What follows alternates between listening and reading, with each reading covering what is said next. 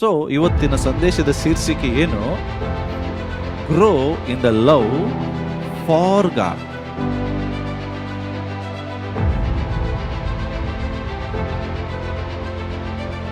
ಪ್ರಿಯರೇ, ದೇವರನ್ನ ಪ್ರೀತಿಸುವಂತ ಒಂದು ಟಾಪಿಕ್ ಇದೆಯಲ್ಲ, it's a very serious topic.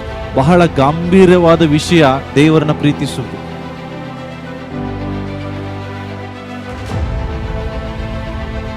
ದೇವರು ನಮ್ಮನ್ನ ಪ್ರೀತಿಸ್ತಾ ನಮಗೆಲ್ಲ ಗೊತ್ತಿದೆ, ಬಟ್ ನಾವು ದೇವರನ್ನ ಪ್ರೀತಿಸ್ತೇವೆ ಅನ್ನುವಂಥದ್ದು ಬಗ್ಗೆ ನಾವೆಂದಿಗೂ ಆಲೋಚಿಸುವುದಿಲ್ಲ.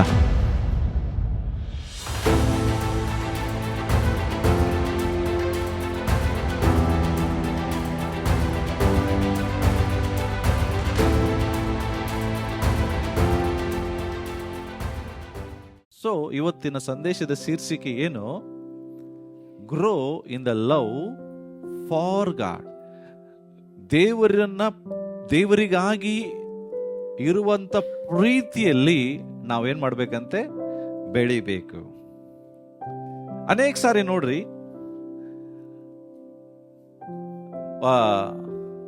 ಗಂಡ ಹೆಂಡತಿಯಲ್ಲಿ ಒಂದು ಪ್ರಶ್ನೆ ಬರ್ತದೆ. ಏನು? ಪ್ರಾರಂಭ ಹಂತದಲ್ಲಾಗಿರ್ಬೋದು, ಯಾವಾಗಲೂ ಎಷ್ಟು ಪ್ರೀತಿ ಮಾಡ್ತೀರಿ ಪ್ರಶ್ನೆಗಳು ಬರ್ತದ? ಯಾರು ಕೇಳಿದಾರ? ನಿಮಗೆ ನಿಮ್ಮ ಫ್ಯಾಮಿಲಿ ಮೆಂಬರ್ಸ್ ಕೇಳಿದಾರೆ ನಿಮಗೆ, ನನ್ನ ನೀವು ಎಷ್ಟು ಪ್ರೀತಿಸ್ತೀರಿ? ಕೇಳಿಲ್ವಾ? ಕೇಳಿದಾರ? ಹೌದಾರ ಅನ್ರಿ, ಇಲ್ಲರ ಅನ್ರಿ? ಆವಾಗ ಉತ್ತರ ಏನ್ ಬರ್ತದೆ? ಬಹಳಷ್ಟು ಅನ್ನುವಾಗ ಆದ್ರೂ ಕೂಡ ಅವರು ಬಯಸ್ತಾರೆ ಅದು ಎಷ್ಟು ಅಂತ. ಒಂದು ವೇಳೆ ಅವರು ಬಯಸಿದಷ್ಟು ಪ್ರೀತಿಯಲ್ಲಿಲ್ಲ ಅಂದ್ರೆ ಅವ್ರಿಗೆ ಹೇಳ್ತಾರೆ ಇನ್ನೂ ಹೆಚ್ಚು ಪ್ರೀತಿ ಮಾಡಬೇಕೆಂಬುದಾಗಿ. ಅಂದ್ರೆ ಯಾವ ಮನುಷ್ಯನೂ ಸಹ ಸ್ವಲ್ಪ ನನ್ನನ್ನು ಪ್ರೀತಿಸ್ಬೇಕಂತ ಬಯಸುವುದಿಲ್ಲ. ಇನ್ನೊಂದು ಪ್ರಶ್ನೆ ಕೇಳ್ತೆ, ಇವತ್ತು ಒಂದ್ ವೇಳೆ ಯೇಸು ಕ್ರಿಸ್ತನು ನಿಮಗೆ ಒಂದ್ ವೇಳೆ ಪ್ರತ್ಯಕ್ಷನಾಗಿ ನಿನಗೆ ಒಂದು ಪ್ರಶ್ನೆ ಕೇಳು ಅಂತ ಹೇಳುವಾಗ ಏನ್ ಪ್ರಶ್ನೆ ಕೇಳ್ಬೋದು ನೀವು? ಇವತ್ತು ಯೇಸು ಕ್ರಿಸ್ತ ನಿನಗೆ ಪ್ರತ್ಯಕ್ಷನಾದ್ರೆ ನೀನು ಕರ್ತನಿಗೆ ಯಾವ ಪ್ರಶ್ನೆ ಕೇಳಬಹುದು?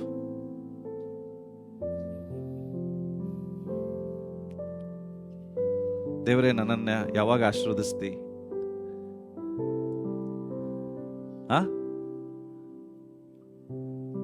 ಯಾವಾಗ ಕರ್ಕೊಂಡು ಹೋಗ್ತಿ? ನನಗೆ ಯಾವಾಗ ಮನೆ ಕಟ್ಟಿಕೊಡ್ತಿ? ನನ್ನ ಸಾಲಗಳನ್ನು ಯಾವಾಗ ತೀರಿಸ್ತಿ? ಅನೇಕ ಪ್ರಶ್ನೆಗಳು ಇರ್ಬೋದಲ್ಲ. ಹಲೋ, ಇದಾವ? ನಿಮ್ಮ ಪಕ್ಕದಲ್ಲಿ ಯಾರು ಕೂತಿರ್ತಾರೆ ಅವರ ಜವಾಬ್ದಾರಿ ನೀವು. ಏನ್ ಹೇಳ್ರಿ? ನಿಮ್ ಪಕ್ಕದಲ್ಲಿ ಯಾರ್ಯಾರು ಕೂತಿದ್ದಾರೆ ಅವ್ರದೆಲ್ಲರ ಜವಾಬ್ದಾರಿ ಯಾರು? ಪಕ್ಕದಲ್ಲಿ ಕೂತಂತ ನೀವು. ಓಕೆ, ಅವರು ವಾಕ್ಯ ಕೇಳಲಿಲ್ಲ ಅಂದ್ರೂ ನೀವೇ ರೆಸ್ಪಾನ್ಸಿಬಿಲಿಟಿ. ಅರ್ಥ ಆಯ್ತಾ? ಅವರು ನಿದ್ರೆ ಮಾಡಿದ್ರು ನೀವೇ ಜವಾಬ್ದಾರರು. ಅರ್ಥ ಆಯ್ತಾ? ಆಗಾಗ ಅವ್ರಿಗೆ ಏನ್ ಮಾಡ್ತಿರ್ಬೇಕು ನೀವು? ಎಚ್ಚರಿಸ್ತಿರ್ಬೇಕು. ಓಕೆ, ಪಕ್ಕದವ್ರಿಗೆ ನೋಡಿ ಆಮೇಲೆ ಹೇಳಿ ಅಂದ್ರೆ ಆಮೇಲೆ ಹೇಳ್ಬೇಕು. ಪಕ್ಕದವ್ರು ನೋಡಿ ಕೈ ಕೊಡ್ರಿ ಅಂದ್ರೆ ಕೈ ಕೊಡ್ಬೇಕು. ಓಕೆ, ಅವರು ಬಹಳ ಆಳವಾದಂತ ಧ್ಯಾನದಲ್ಲಿ ಹೋಗ್ತಾ ಇದ್ರೆ ಅವ್ರನ್ನ ಸ್ವಲ್ಪ ಹೊಡಿಬೇಕು. ಅಂದ್ರೆ ಸ್ವಲ್ಪ ಜನರು ವಾಕ್ಯ ಬಹಳ ಆಳವಾಗಿ ಹೋಗಿ ತಿಳ್ಕೊಂಡ್ಬಿಡ್ತಾರೆ. ಅವರು ಅಷ್ಟು ಧ್ಯಾನ ಮಾಡ್ತಾ ಮಾಡ್ತಾ ಮಾಡ್ತಾ ಪರಲೋಕಕ್ಕೆ ಹೋಗ್ಬಿಡ್ತಾರೆ. ಅಂಥವ್ರನ್ನ ನೀವು ಮತ್ತೆ ಭೂಲೋಕಕ್ಕೆ ಕರ್ಕೊಂಬರ್ರಿ ಸಭೆಗೆ. ಓಕೆ, ಒಂದೇ ಸರಿ ಹೋಗಕ್ಕೆ ಕೊಡಬೇಡ್ರಿ. ಅಷ್ಟು ಒಳಗೆ ಡೀಪ್ ಆಗಿ ಧ್ಯಾನಿಸ್ಬೇಡ್ರಿ, ಪರಲೋಕಕ್ಕೆ ಹೋಗುವ ಅಷ್ಟು. ಓಕೆ, ಸೊ ಇಲ್ಲಿ ಸತ್ಯವೇದದಲ್ಲಿ ಒಬ್ಬ ಧರ್ಮೋಪದೇಶಕ, ಓಕೆ, ಇಂಗ್ಲಿಷ್ ಬೈಬಲ್ ಹೇಳ್ತದೆ, ಒಬ್ಬ ಲಾಯರ್ ಯೇಸು ಕ್ರಿಸ್ತನ್ ಬಳಿಗೆ ಬರ್ತಾನೆ. ಬಂದು ಅವನು ಒಂದು ಪ್ರಶ್ನೆ ಕೇಳ್ತಾನೆ ದೇವರಿಗೆ. ಏನ್ ಪ್ರಶ್ನೆ? ಮತ್ತಾಯನ ಬರೆದ ಸುವಾರ್ತೆ 22ನೇ ಅಧ್ಯಾಯ ತೆಗಿರಿ, 36ನೇ ವಚನದಿಂದ ಓದೋಣ.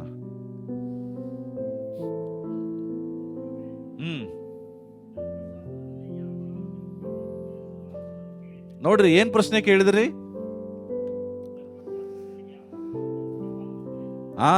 ಹೇಳ್ತಾನೆ, Jesus, what is the greatest commandment in the Bible? What is the greatest commandment? ಎಲ್ಲಕ್ಕಿಂತ ಅತಿ ದೊಡ್ಡದಾದ ಆಜ್ಞೆ ಯಾವುದು? ಈ ಪ್ರಶ್ನೆ ನಾವು ಕೇಳ್ತೇವೆ ಸ್ವಾಮಿಗೆ ಬಂದ್ರೆ. ನಮ್ಮ ಮುಂದೆ ಬಂದ್ರೆ ನೋ. ಬಟ್ ಅವನೇನು ಕೇಳ್ತಿದ್ದಾನೆ, ಧರ್ಮಶಾಸ್ತ್ರದಲ್ಲಿ ಯಾವ ಆಜ್ಞೆ ಮುಖ್ಯವಾದದ್ದು? ಕನ್ನಡದಲ್ಲಿ ಮುಖ್ಯ ಅಂತಿದೆ, ಇಂಗ್ಲಿಷ್ ಬಹಳ ಚೆನ್ನಾಗಿ ಹೇಳ್ತದೆ, which is the greatest commandment, greatest. ಆಗ ಯೇಸು ಕ್ರಿಸ್ತನ್ ಏನ್ ಹೇಳ್ತಾರೆ ಉತ್ತರ?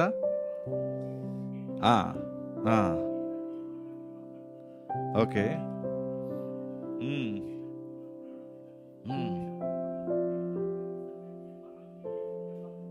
ಮತ್ತು ಎಸ್, ಎಲ್ಲಕ್ಕಿಂತ ದೊಡ್ಡದಾದ ಆಜ್ಞೆ ಯಾವ್ದ್ರಿ? ಹಲೋ, ಎಲ್ಲಕ್ಕಿಂತ ದೊಡ್ಡ ಆಜ್ಞೆ ಯಾವುದು? ನಿನ್ನ ಕರ್ತನಾಗಿರುವ ದೇವರನ್ನು. ಯಾರನ್ನ? ನಿನ್ನ ಗಂಡನನ್ನ, ನಿನ್ನ ಹೆಂಡತಿಯನ್ನಂತ ಬರ್ತದ, ನಿನ್ನ ಪಕ್ಕದವರನ್ನಂತ ಬರ್ತದ, ನಿನ್ನ ಸಂಬಂಧಿಕರಂತ ಬರ್ತದ, ನಿನ್ನ ಕೆಲಸ ಅಂತ ಬರ್ತದ. ಯಾರನ್ನ? ನಿನ್ನ ದೇವರಾಗಿರುವ ಕರ್ತನನ್ನ ಪೂರ್ಣ ಹೃದಯದಿಂದಲೂ, ಪೂರ್ಣ ಪ್ರಾಣದಿಂದಲೂ, ಪೂರ್ಣ ಬುದ್ಧಿಯಿಂದಲೂ ಪ್ರೀತಿಸಬೇಕೆಂಬುದೇ ಎಲ್ಲಕ್ಕಿಂತ ಮೊದಲನೆಯದು, ಮುಖ್ಯವಾದದ್ದು. Love the Lord of your God with all your heart, with all your soul and with all your mind. ನೀವು ಮೈಂಡ್ ಅಂತ ಬರ್ತದೆ ನೋಡ್ರಿ. Love the Lord your God. ಹೆಂಗೆ? ಪೂರ್ಣ ಹೃದಯ, ಪೂರ್ಣ ಪ್ರಾಣ, ಪೂರ್ಣ ಬುದ್ಧಿ.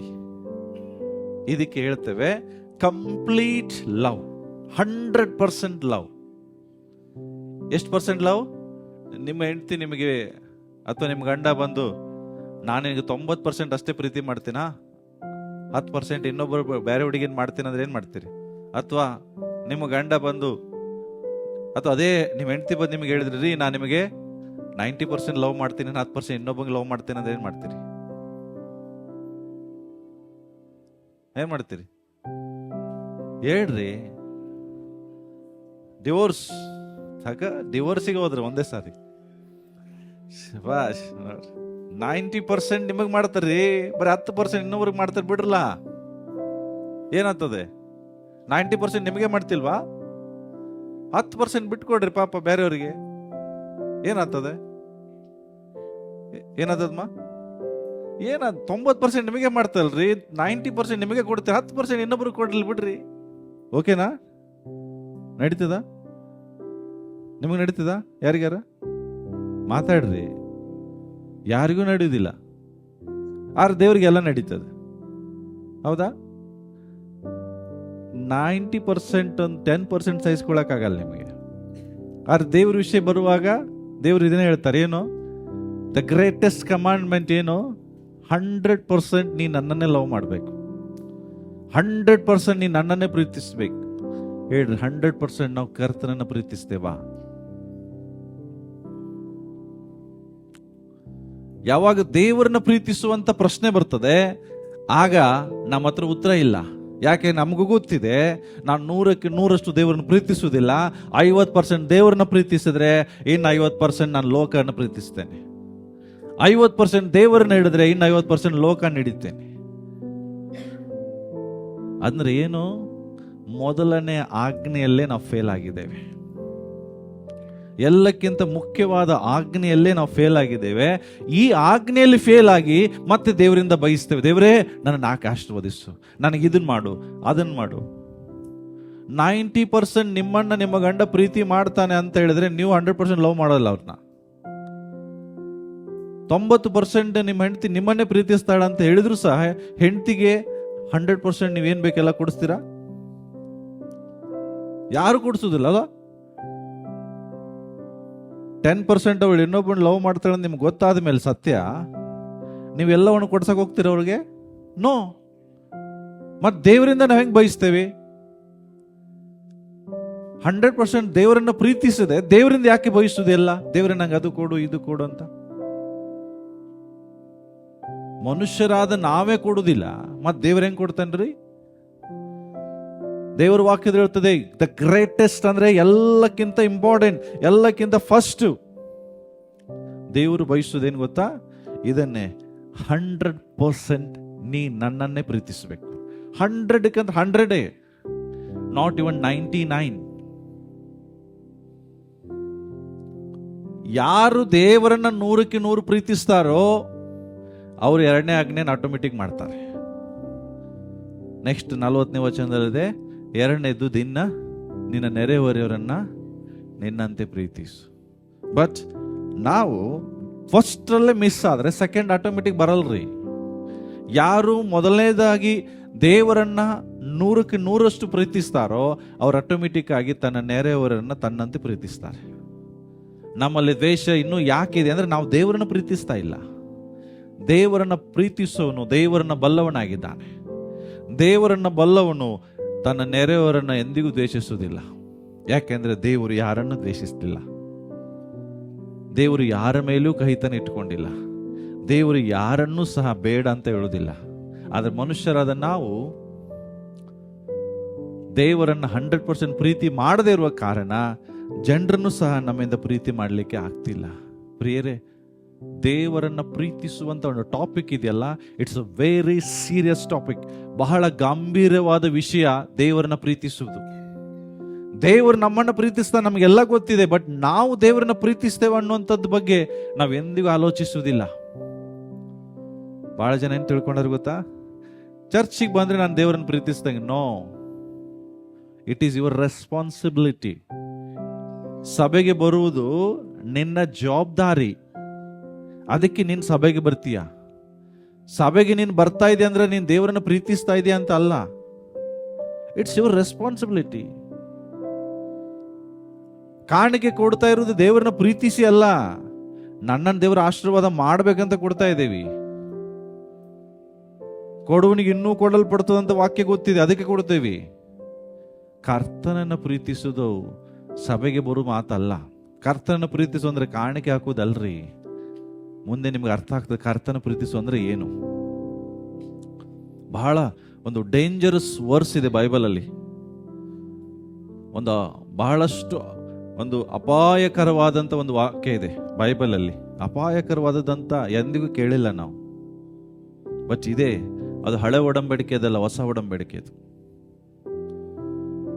ಎಲ್ಲಿ ನಾವು ಇದ್ರ ಬಗ್ಗೆ ನಾವು ನೋಡಿಲ್ಲ. ನಾವು ಯಾವಾಗಲೂ ಶಾಪ, ಕರ್ಸ್ಗಳ ಬಗ್ಗೆ, ತಲೆಮಾರುಗಳಿಂದ ಬರುವ ಶಾಪಗಳ ಬಗ್ಗೆ ಓಲ್ಡ್ ಟೆಸ್ಟಿಮೆಂಟ್ ಅಲ್ಲಿ ನೋಡ್ತೇವೆ.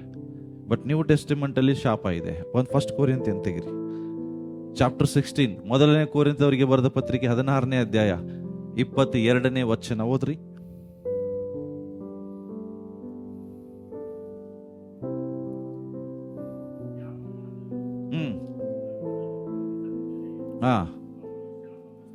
ಏನಂತೆ? ಹಲೋ, ಶಾಪಗ್ರಸ್ತ ಅನ್ನುವಂಥ ಪದ ಎಲ್ಲಿ ಬರ್ತದೆ ಈಗ? ಹಳ ಒಡಂಬಡಿಕೆನಾ ಇದು?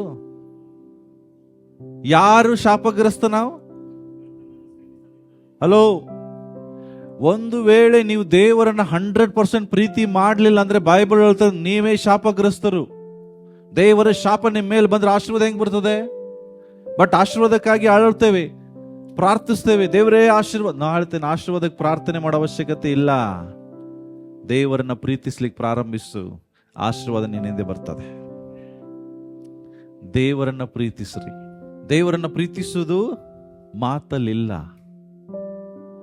ದೇವರನ್ನ ಪ್ರೀತಿಸ್ರಿ ಪ್ರಿಯರೇ, ಅತಿಯಾಗಿ ದೇವರನ್ನ ಪ್ರೀತಿಸ್ರಿ. ಯಾಕೆ ನಾನು ಹೇಳ್ತಾ ಇಲ್ಲ, ದೇವರ ವಾಕ್ಯ ಹೇಳ್ತದೆ.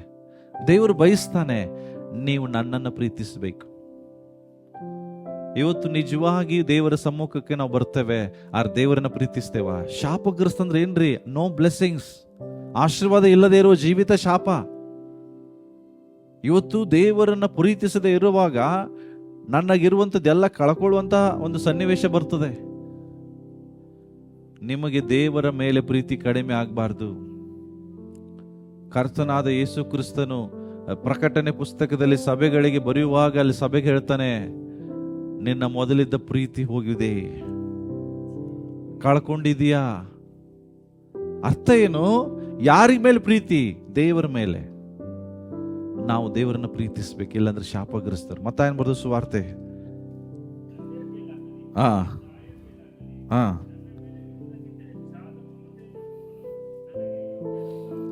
ಹಲೋ, ಇಂಗ್ಲಿಷ್ ಬೈಬಲ್ ಎಷ್ಟು ಚೆನ್ನಾಗಿ ಹೇಳ್ತದೆ ನೋಡ್ರಿ. He who loves father or mother more than me is not worthy of me, and who loves his son or daughter more than me he is not worthy of me. ನನಗಿಂತ ಹೆಚ್ಚಾದ ಪ್ರೀತಿ, ನೀವು ನನ್ನನ್ನು ಪ್ರೀತಿ ಮಾಡುವಷ್ಟಕ್ಕಿಂತ ಹೆಚ್ಚಾದ ಪ್ರೀತಿ ನೀವು ಒಂದು ವೇಳೆ ನಿಮ್ಮ ತಂದೆ ತಾಯಿಗಳಿಗೆ, ಗಂಡ ಹೆಂಡತಿಗೆ, ಮಕ್ಕಳಿಗೆ ಮಾಡಿದ್ರು ನೀವು ನನಗೆ ಯೋಗ್ಯರಲ್ಲ. ಅರ್ಥ ಏನು? ಎಲ್ಲರಿಗಿಂತ ಹೆಚ್ಚಾಗಿ ಪ್ರೀತಿ ದೇವರಿಗೆ ಮಾಡ್ರಿ. ನಿಮ್ಮ ಹಣಕ್ಕಿಂತ, ನಿಮ್ಮ ಕೆಲಸಕ್ಕಿಂತ, ವ್ಯಾಪಾರಕ್ಕಿಂತ, ನಿಮ್ಮ ಕುಟುಂಬಕ್ಕಿಂತ ಹೆಚ್ಚಾದ ಪ್ರೀತಿ ನೀವು ಯಾರಿಗೆ ಮಾಡಬೇಕು? ಯಾರಿಗೆ ಮಾಡಬೇಕು? ಮಾಡ್ತಾ ಇದ್ದೀವಾ? ಪ್ರಶ್ನೆ. ಒಂದು ವೇಳೆ ನಾನು ದೇವರನ್ನು ಪ್ರೀತಿಸ್ತಿದ್ರೆ ದೇವರ ವಾಕ್ಯ ಹೇಳ್ತೇನೆ, ನಾವು ಯೋಗ್ಯರಲ್ಲ. Just coming to church on every Sunday ಇದು ಕ್ರಿಶ್ಚಿಯಾನಿಟಿ ಅಲ್ಲ ಪ್ರಿಯರೇ. Christianity means loving the Lord. ಕ್ರೈಸ್ತತ್ವ ಅಂದ್ರೆ ಸಭೆಗೆ ಬರೇ ಕೂತ್ಕೊಂಡು ಹೋಗುದಲ್ಲ. ಕ್ರೈಸ್ತತ್ವ ಅಂದ್ರೆ ದೇವರನ್ನ ಪ್ರೀತಿಸುವುದು. ಎಂತ ಪ್ರೀತಿ? ಎಲ್ಲರಿಗಿಂತ ಹೆಚ್ಚಾದ ಮಮತೆ. ಬಟ್ ದುರಾದೃಷ್ಟ, ದೇವರು ಸ್ಕ್ಯಾನಿಂಗ್ ಮಾಡಿದ್ರೆ ಆ 100% ಲವ್ ಯಾರಲ್ಲಿ ಕಾಣ್ತದಲ್ಲ ನಂಗೆ ಗೊತ್ತಿಲ್ಲ. ಕೆಲವರಲ್ಲಿ ಕಾಣ್ಬೋದು, ಆದರೆ 90% ನಾನು ಹೇಳ್ತೇನೆ ಕಾಣೋದಿಲ್ಲ. ಯಾಕೆಂದ್ರೆ ಹೆಚ್ಚಿನ ಮಮತೆ ಮಕ್ಕಳ ಮೇಲೆ ಇಟ್ಟಿದ್ದಾರೆ. ಮಕ್ಕಳಿಗಾಗಿ ದೇವರನ್ನ ಸೈಡ್ ಇಡ್ತಾರೆ. ಹೆಚ್ಚಿನ ಮಮತೆ ತಂದೆ ತಾಯಿಗಳ ಮೇಲೆ ಇಟ್ಟಿದ್ದಾರೆ. ತಂದೆ ತಾಯಿಗಳಿಗೋಸ್ಕರ ದೇವರನ್ನ ದೂರ ಇಡ್ತಾರೆ. ಹೆಚ್ಚಿನ ಪ್ರೀತಿ ಕೆಲಸ ಕಾರ್ಯಗಳ ಮೇಲೆ ಇಟ್ಟಿದ್ದಾರೆ. ಕೆಲಸ ಕಾರ್ಯಕ್ಕಾಗಿ ದೇವರನ್ನು ಸಹ ಸೈಡ್ಗೆ ಇಡ್ತಾರೆ. ದೇವರನ್ನ ಹೆಚ್ಚು ಪ್ರೀತಿಸ್ಬೇಕಂದ್ರಿ ಯಾರಿಗಿಂತ? ನಿಮ್ಮ ಕೆಲಸಕ್ಕಿಂತಲೂ. ಜಸ್ಟ್ ಇಮ್ಯಾಜಿನ್ ಮಾಡ್ರಿ, ದೇವರು ಕೊಟ್ಟದ್ದು ಅದೆಲ್ಲ. ದೇವರು ಕೊಟ್ಟ ಮೇಲೆ ದೇವರನ್ನೇ ಮರೆತು ಬಿಡೋದು. ಅದಕ್ಕೆ ದೇವರು ಎಷ್ಟು ಸ್ಪಷ್ಟವಾಗಿ ಹೇಳ್ತಾರೆ, ದೇವರನ್ನ ಪ್ರೀತಿಸಿದ್ರೆ ಶಾಪಗ್ರಸ್ತಂತೆ. ಒಂದು ವೇಳೆ ದೇವರಿಗಿಂತ ಹೆಚ್ಚಾಗಿ ನೀವು ಯಾರಿಗಾದ್ರೂ ಪ್ರೀತಿ ಮಾಡಿದ್ರೆ ನೀವು ಯೋಗ್ಯರೇ ಅಲ್ಲ ಅಂತ ಅವ್ರ ಮಕ್ಕಳಾಗ್ಲಿಕ್ಕೆ. ಅಂದ್ರೆ ಏನು? ಅಂದ್ರೆ ದೇವರು ಎಂತ ಪ್ರೀತಿ ಬಯಸ್ತಿದ್ದಾನೆ. ನೀವು ದೇವರಿಗೆ ಸ್ವಾರ್ಥಿ ಅಂದ್ರೂ ಪರವಾಗಿಲ್ರಿ, ಬಟ್ ಆತನು ಒಂದೇ ಹೇಳಿದ್ದಾನೆ, ನನಗೆ ಸಲ್ಲತಕ್ಕ ಗೌರವ ನಾನು ಇತರಿಗೆ ಸಲ್ಲಗೊಡಿಸುವುದಿಲ್ಲ. ನನ್ನ ಸ್ಥಾನ ನೀವು ಇನ್ನೊಬ್ಬರಿಗೆ ಕೊಡುವುದಿಲ್ಲ. ಹೆಂಡತಿ ಗಂಡನಿಗೆ ಹೇಳುವಂತ ಮಾತಿದೆ, ಹೌದಲ್ಲ? ನನ್ನ ಸ್ಥಾನ ಇನ್ನೊಬ್ಬರಿಗೆ ಕೊಡಲ್ಲ. ಗಂಡ ಹೇಳುವುದೇನು? ನನ್ನ ಸ್ಥಾನ ಇನ್ನೊಬ್ಬರಿಗೆ ನಿನ್ನ ಜೀವಿತದಲ್ಲಿ ಕೊಡಲ್ಲ. ಅರ್ಥ ಏನು? ಸೇಮ್ ದೇವರು ಬಯಸೋದು. But we are failed to love our God. ನಮ್ಮ ದೇವರನ್ನ ಪ್ರೀತಿಸುವುದರಲ್ಲಿ ನಾವೇನಾಗಿದ್ದೇವೆ? ಫೇಲ್ ಆಗಿದೆ. ಒಪ್ಕೋತೀರಾ? ಹಲೋ, ಒಪ್ಕೋತೀರಾ? ಸತ್ಯವಾಗಿ ಒಪ್ಕೋತೀರಾ? ಐ ಫೇಲ್ಡ್, ನಾನು ತಪ್ಪಿ ಹೋಗಿದೆ ಅಂತೇವ್ರೆ. ಪ್ರಿಯರೇ, ನಿಮ್ಮನ್ನ ರಕ್ಷಿಸಿದವರೇ ದೇವರು. ಎಲ್ಲೋ ಇದ್ದಂತ ನಮ್ಮನ್ನು ಆರಿಸಿಕೊಂಡವ್ರು ದೇವರು, ಹೌದಾ? ನಮಗೋಸ್ಕರ ಪ್ರಾಣ ಕೊಟ್ಟವರು ದೇವರು. ಶಿಲುಬೆ ಮೇಲೆ ರಕ್ತ ಸುರಿಸಿದವರು ದೇವರು. ನಮ್ಮನ್ನು ಪರಲೋಕಕ್ಕೆ ಕರ್ಕೊಂಡೋಗೋರು ದೇವರೇ. ನಾನು ಸತ್ರು ಪರಲೋಕದಲ್ಲಿ ದೇವ್ರ ಜೊತೆಗೆ ಇರಬೇಕು. ಅಂತಹ ದೇವರನ್ನ ನಾನು ಪ್ರೀತಿಸ್ತಾ ಇಲ್ಲ. ಟೆಂಪ್ರರಿ, ಇವೆಲ್ಲ ಟೆಂಪ್ರರಿ. ಜೀವಿತ ಟೆಂಪ್ರರಿ. 60, 70, 80 ಬಲ ಇದ್ರೆ, ಬಹಳಷ್ಟು ಆರೋಗ್ಯ ಇದ್ರೆ 90 ವರ್ಷ ಬದುಕ್ತೀರಿ. ಈ ಜೀವಿತಕ್ಕೆ ದೇವರನ್ನ ಪ್ರೀತಿಯನ್ನ ಕಳ್ಕೊಳ್ತಾ ಇದ್ದೇವೆ. ಇದು ದೇವರಿಗೆ ಇಷ್ಟ ಇಲ್ಲ ಪ್ರಿಯರೇ. ಬಹಳ ವಿಷಯ ಇದೆ ನಿಮ್ಗೆ ಹೇಳಲಿಕ್ಕೆ, ಸಮಯ ಬಹಳ ಸಾಕಾಗ್ತದೆ ಗೊತ್ತಿಲ್ಲ. ಓಕೆ, ರೋಮನ್ಸ್ 8:28 ಓದ್ರಿ. ಓಕೆ,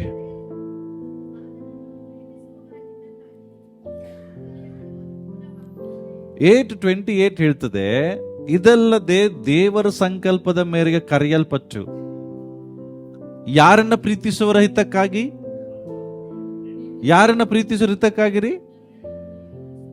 ಹಲೋ, ದೇವರನ್ನ ಪ್ರೀತಿಸುವರು ಹಿತಕ್ಕಾಗಿ ಎಲ್ಲ ಕಾರ್ಯಗಳು ಅನುಕೂಲ ಆಗ್ತದೆ. ಅಂದ್ರೆ ಏನು? ನಾವು ಈ ವಾಕ್ಯನ ಅರಿಕೆ ಮಾಡ್ತೇವೆ, ಬಟ್ ಕೆಲಸ ಅನುಕೂಲ ಆಗುವುದಿಲ್ಲ. ಯಾಕೆ ಆಗುವುದಿಲ್ಲ ಹೇಳ್ರಿ? ಯಾರ ಕೆಲಸವನ್ನ ದೇವರ ಅನುಕೂಲ ಮಾಡಿಕೊಡ್ತಾರೆ? ದೇವರನ್ನು ಪ್ರೀತಿಸೋರ್ದ್ರಿ. ಸುಮ್ಮನೆ ಎಲ್ಲ ವಾಕ್ಯ ಹೇಳೋರದಲ್ಲ. ನೀವು ಯಾವುದೋ ಒಂದು ಬಿಸ್ನೆಸ್ ಸ್ಟಾರ್ಟ್ ಮಾಡ್ರೆ ಅಲ್ಲಿ ದೇವರು 100% ರಿಸಲ್ಟ್ ಕೊಡ್ತಾರೆ. ಯಾವಾಗ? ನೀನ್ ದೇವರನ್ನ ಪ್ರೀತಿಸ್ತಾ ಇದ್ರೆ. ನೀನೇನಾದ್ರೂ ಒಂದು ಕೆಲಸ ಕೈ ಹಾಕ್ತಾ ಇದೆಯಾ, ದೇವರು ಅದನ್ನು ಪರಿಪೂರ್ಣ ಮಾಡಿಕೊಡ್ತಾರೆ. ಯಾವಾಗ? ನೀನ್ ದೇವರನ್ನ ಪ್ರೀತಿಸುವಾಗ. ನೀನ್ ದೇವರನ್ನೇ ಪ್ರೀತಿಸದೆ ವಾಕ್ಯನ ಹೇಳ್ತೀಯ, ಅಯ್ಯೋ ನಾನು ಕೆಲಸ ಮಾಡ್ತಾ ಇದ್ದೀನಿ ದೇವರ ನಾಮದಲ್ಲಿ ಆಗ್ತದೆ. ನೋ. ಬೈಬಲ್ ಓದುವಾಗ ಸ್ಪಷ್ಟವಾಗೋದ್ರಿ ಏನಂತ? ದೇವರನ್ನ ಪ್ರೀತಿಸುವರ ಹಿತಕ್ಕಾಗಿ. 1 ಕೋರಿ ಅಂತ ತೆಗಿರಿ, 2:9 ತೆಗಿರಿ. ಓದ್ರಿ.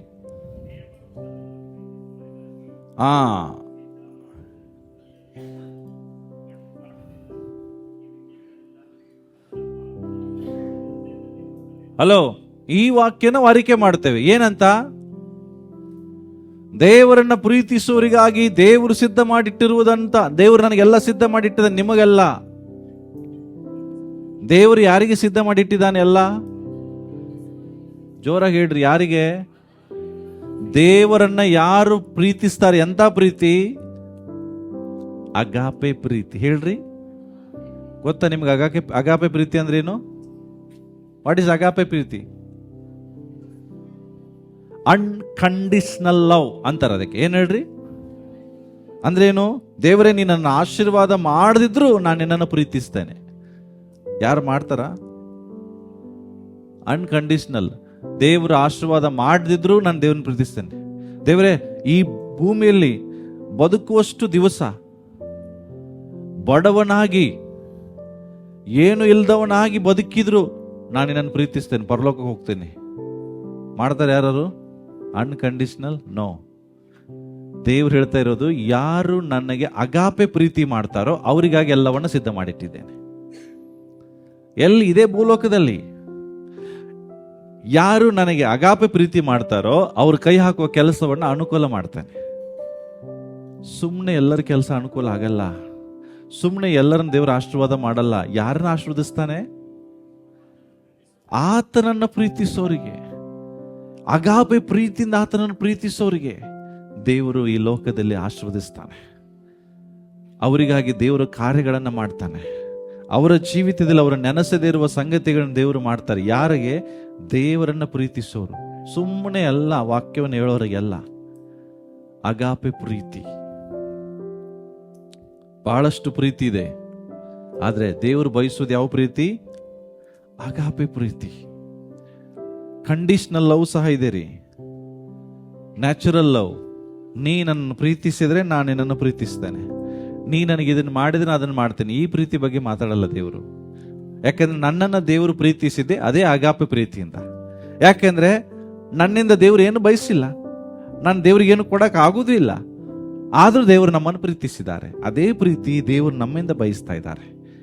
ಮೊದಲು ಆತನು ನಮ್ಮನ್ನು ಪ್ರೀತಿಸಿದ, ಈಗ ದೇವರು ಬಯಸ್ತಾನೆ ಅದೇ ಪ್ರೀತಿ ನಾವು ಆತನಿಗೆ ಮಾಡ್ಬೇಕಂತ. ಯಾಕೋಬನ ಬರೆದ ಪತ್ರಿಕೆ 1ನೇ ಅಧ್ಯಾಯ ತೆಗಿರಿ, ಬೈಬಲ್ ತೆಗಿರಿ, 12ನೇ ವಚನ ಓದ್ರಿ. ಧನ್ಯನು. Okay, hello. ಜಯಮಾಲೆ ಯಾರಿಗೆ ಸಿಗ್ತದೆ? ಕಷ್ಟವನ್ನು ಸಹಿಸ್ಕೊಳ್ಳೋರ್ಗ.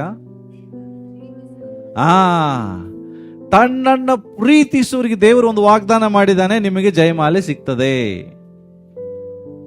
ಇಲ್ಲೇ ಇದ್ದೀರಾ? ಎಷ್ಟು ಜನರಿಗೆ ಬೇಕು ಜಯಮಾಲೆ? ಇದು ಇಲ್ಲಿ ಸಿಗಲ್ಲ. ಎಲ್ಲಿ ಸಿಗತ್ತೆ? ಪರಲೋಕದಲ್ಲಿ ಸಿಗ್ತದೆ. ಎಲ್ರಿಗೂ ಜಯಮಾಲೆ ಬರಲ್ಲ. ಜಯಮಾಲೆ ಅಂದ್ರೆ ಗೌರವ. ನಿನ್ನನ್ನು ದೇವರು ಎಲ್ಲರ ಮುಂದೆ ಗಣಪಡಿಸುವ ಕಾರ್ಯ. ಎಲ್ಲಿ? ಜಸ್ಟ್ ಇಮ್ಯಾಜಿನ್ ಮಾಡ್ರಿ, ಸ್ಕೂಲ್ಗಳಲ್ಲಿ ಎಲ್ಲ ಇಯರ್ ಎಂಡ್ ಆದ್ಮೇಲೆ ಒಂದು ಗ್ಯಾದರಿಂಗ್ ಮಾಡ್ತಾರೆ, ಪ್ರೈಸ್ ಡಿಸ್ಟ್ರಿಬ್ಯೂಷನ್ ಮಾಡ್ತಿರ್ತಾರೆ. ಹೌದಾ? ಫಸ್ಟ್, ಸೆಕೆಂಡ್, ಥರ್ಡ್ ಬರುವಂತ ಮಕ್ಕಳಿಗೆ ಸ್ಟೇಜ್ ಮೇಲೆ ಕರೆದು ಪ್ರೈಸ್ ಕೊಡ್ತಿರ್ತಾರೆ. ಅವಾಗ ಎಲ್ಲ ಪೇರೆಂಟ್ಸನ್ನು ಕರೆಸ್ತಾರೆ, ಎಲ್ಲ ಮಕ್ಕಳು ಬಂದಿರ್ತಾರೆ. ಯಾಕೆ ಪೇರೆಂಟ್ಸನ್ನು ಕರೆಸ್ತಾರೆ? ಯಾಕೆಂದ್ರೆ ಅವ್ರ ಮಕ್ಕಳು ಕಷ್ಟಪಟ್ಟಿದ್ದಕ್ಕೆ ಎಲ್ಲರ ಮುಂದೆ ಅವ್ರ ಮಕ್ಕಳನ್ನ ಗೌರವಿಸುವುದಕ್ಕಾಗಿ. ಆಗ ನಿಮ್ಮ ಮಕ್ಕಳಿಗೆ ಯಾವುದೇ ಬಹುಮಾನ ಬರದೇ ಇರುವಾಗ ನಿಮಗೆ ಬೇಜಾರಾಗುವುದಿಲ್ವಾ? ನಿಮ್ಮ ಮಕ್ಕಳು ಸ್ಟೇಜ್ ಮೇಲೆ ಹೋಗದಿದ್ರೆ ಬೇಜಾರಾಗಲ್ವಾ? ಹೇಳ್ರಿ. ಆಗತ್ತೆ. ಪಾಸ್ ಆಗಿದ್ದಾನೆ, ನೆಕ್ಸ್ಟ್ ಸ್ಟ್ಯಾಂಡರ್ಡ್ಗೆ ಹೋದ. ಆದರೆ ಏನು ಸಿಗಲಿಲ್ಲ ಅವನಿಗೆ? ಎಲ್ಲರ ಮುಂದೆ ಗೌರವ ಸಿಗಲಿಲ್ಲ. ಇದೇ ಸೇಮ್ ಪಿಕ್ಚರ್ ಪರಲೋಕದಲ್ಲಿರ್ತದೆ. ಜಸ್ಟ್ ಪಾಸ್ ಆಗಿ ಹೋಗಿರ್ತೀರಿ ಅಂದ್ರೇನು? ಬೆಂಕಿ ನರಕದಿಂದ ತಪ್ಪಿಸಿಕೊಂಡಂತ ಕೆಲವು ಅನುಭವ ಆಗ್ತದಷ್ಟೇ. ಆದರೆ ಜಯಮಾಲೆ ಎಲ್ರಿಗೂ ಸಿಗಲ್ಲ. ಎಲ್ರಿಗೂ ಅಲ್ಲಿ ಸ್ಟೇಜ್ ಮೇಲೆ ಕರ್ತನು ಕರೆದು ಜಯಮಾಲೆ ಹಾಕುವ ಕೆಲವ್ರಿಗೆ ಪಶ್ಚಾತ್ತಾಪ ಪಡ್ತದೆ. ಅಯ್ಯೋ ದೇವರೇ, ನನಗೂ ಇದು ಸಿಕ್ತಿತ್ತಲ್ಲ. ಅದಕ್ಕೆ ಪರಲೋಕದಲ್ಲಿ ಪಶ್ಚಾತ್ತಾಪದ ಕಣ್ಣೀರಿದೆ, ಅದು ಹಾಕಕ್ಕಾಗಬೇಡ್ರಿ. ಸಂತೋಷದ ಕಣ್ಣೀರು ಹಾಕ್ರಿ. ದೇವರು ವಾಗ್ದಾನ ಮಾಡಿದ್ದಾನೆ, ಅವರಿಗೆ ನಾನು ಜಯಮಾಲೆ ಹೊಂದುತ್ತಾನೆ. ಯಾರಿಗೆ? ತನ್ನನ್ನು ಪ್ರೀತಿಸುವರು. ಕೆಲಸವನ್ನ ಪ್ರೀತಿಸೋರಲ್ಲ, ಕರ್ತನನ್ನ ಪ್ರೀತಿಸೋರು. ಎಷ್ಟು ಜನ ಕಾಂಪ್ರಮೈಸ್ ಮಾಡ್ತಾರಂದ್ರೆ ದೇವರಿಗೆ ಕೆಲಸ ಏನಾದ್ರೂ ಇಂಪಾರ್ಟೆಂಟ್ ಬಂದ್ರೆ ದೇವ್ರ ಸೈಡ್ ಇಟ್ಬಿಡುದು. ಫಸ್ಟ್ ಕೆಲಸ. ಯಾಕೆ? ಅವ್ರಿಗೆ ಗೊತ್ತು, ಕಾಯಕವೇ ಕೈಲಾಸ ಅಂತ ಓದ್ಬಿಟ್ಟಿರ್ತಾರೆ ಅವ್ರು ಬಸವಣ್ಣಂದು.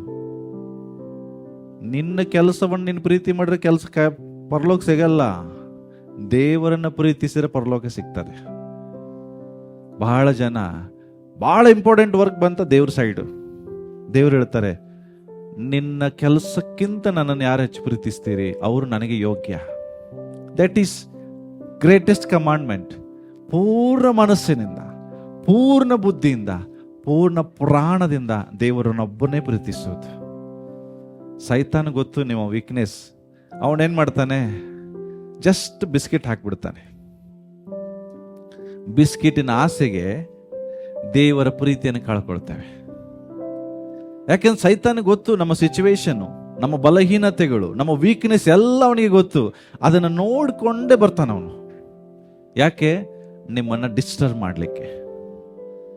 ನಿಮ್ಮ ಫೋಕಸ್ ಹೆಂಗೂ ಅಲ್ಲಿ ಹೋಗ್ಬಾರ್ದು. ಯಾರ ಮೇಲೆ? ದೇವರ ಮೇಲೆ ಹೋಗ್ಬಾರ್ದು.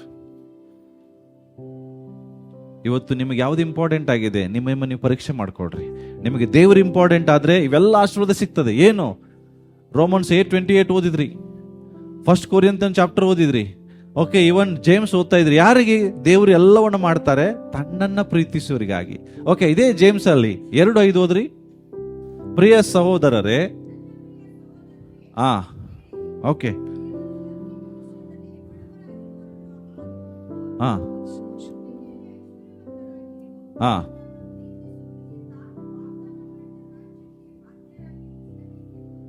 ಹಲೋ, ದೇವರು ತಾನು ವಾಗ್ದಾನ ಮಾಡಿದ ರಾಜ್ಯಕ್ಕೆ, ಪರಲೋಕಕ್ಕೆ ಯಾರು ಬಾಧ್ಯರು?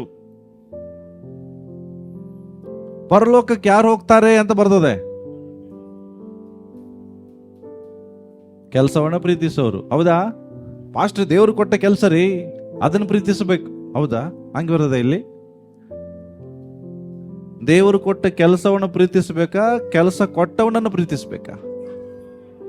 ನಾವು ಯಾರನ್ನು ಪ್ರೀತಿಸ್ತೇವೆ? ನಿನ್ನ ಹೆಂಡತಿನ ಜಾಸ್ತಿ ಪ್ರೀತಿಸ, ಹೆಂಡತಿನ ಕೊಟ್ಟವನ್ ಪ್ರೀತಿಸ? ಕೊಟ್ಟ ಮಾವನಲ್ಲ, ದೇವರನ್ನ. ಏನ್ ಬರ್ತದೆ? ಪ್ರಿಯರೇ, ತನ್ನನ್ನು ಪ್ರೀತಿಸುವರಿಗೆ ಈ ವಾಗ್ದಾನ ಮಾಡಿದ ರಾಜ್ಯಕ್ಕೆ ಬಾಧ್ಯರಾಗಿರಬೇಕು. ತನ್ನನ್ನ ಪ್ರೀತಿಸುವರು. ಎಲ್ಲಿ ನೋಡಿದ್ರು ದೇರ್ ಇಸ್ ಅ ಕಂಡೀಷನ್. ಯಾರು ದೇವರನ್ನು ಪ್ರೀತಿಸ್ತಾರೆ? ನನಗೆ ಅರ್ಥ ಆಯ್ತು ನಿನ್ನೆ ರಾತ್ರಿ ಯಾಕೆ ದೇವರು ಎಲ್ಲರನ್ನ ಆಶೀರ್ವದಿಸೋದಿಲ್ಲ. ಬೈಬಲ್ ಓದೋರ್ನೆಲ್ಲ ದೇವರು ಆಶೀರ್ವಾದ ಮಾಡಲ್ಲ. ಜಸ್ಟ್ ವಾಕ್ಯವನ್ನು ಅರಿಕೆ ಮಾಡೋರ್ನೆಲ್ಲ ದೇವರು ಆಶೀರ್ವದಿಸುವುದಿಲ್ಲ. ಇವನ್ ಸಭೆಗೆ ಬರೋರ್ನು ಸಹ ದೇವರು ಆಶೀರ್ವದಿಸುವುದಿಲ್ಲ. ದೇವರು ಆಶೀರ್ವದಿಸೋರು ಯಾರಂದ್ರೆ ದೇವರನ್ನ ಪ್ರೀತಿಸೋರು. ಎಲ್ಲ ಕಡೆ ನೋಡ್ರಿ, ತನ್ನನ್ನು ಪ್ರೀತಿಸೋರು, ತನ್ನನ್ನು ಪ್ರೀತಿಸೋರು, ದೇವರನ್ನು ಪ್ರೀತಿಸೋರು. ಇವತ್ತು ನಾವು ಅದರಲ್ಲಿ ಫೇಲ್ ಆಗಿದ್ದೇವೆ. ಇನ್ನೊಂದು ವಾಕ್ಯ ನೋಡೋಣ. ಎಫೆಸದವರಿಗೆ ಬರೆದ ಪತ್ರಿಕೆ 6ನೇ ಅಧ್ಯಾಯ ತೆಗಿರಿ, 6:24 ನಿಮ್ಮ ಬೈಬಲ್ ಅಲ್ಲಿ ಓದ್ರಿ.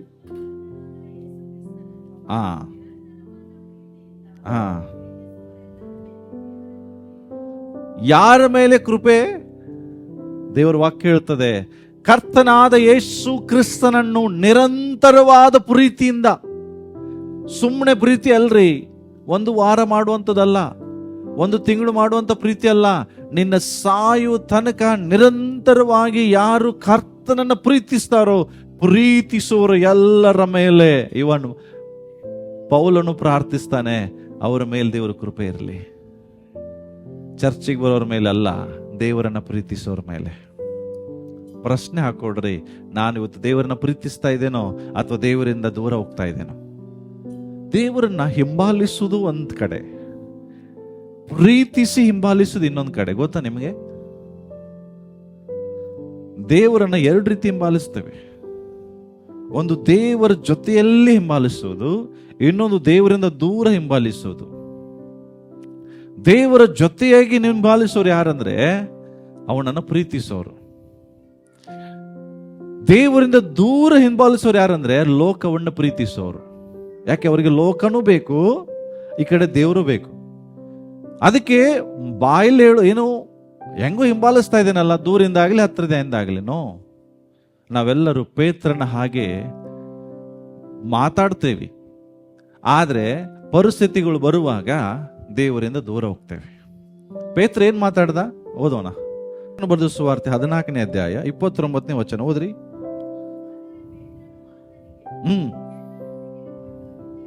ಹಾ ಹಾ ಹಾ ಮುಂಚೆ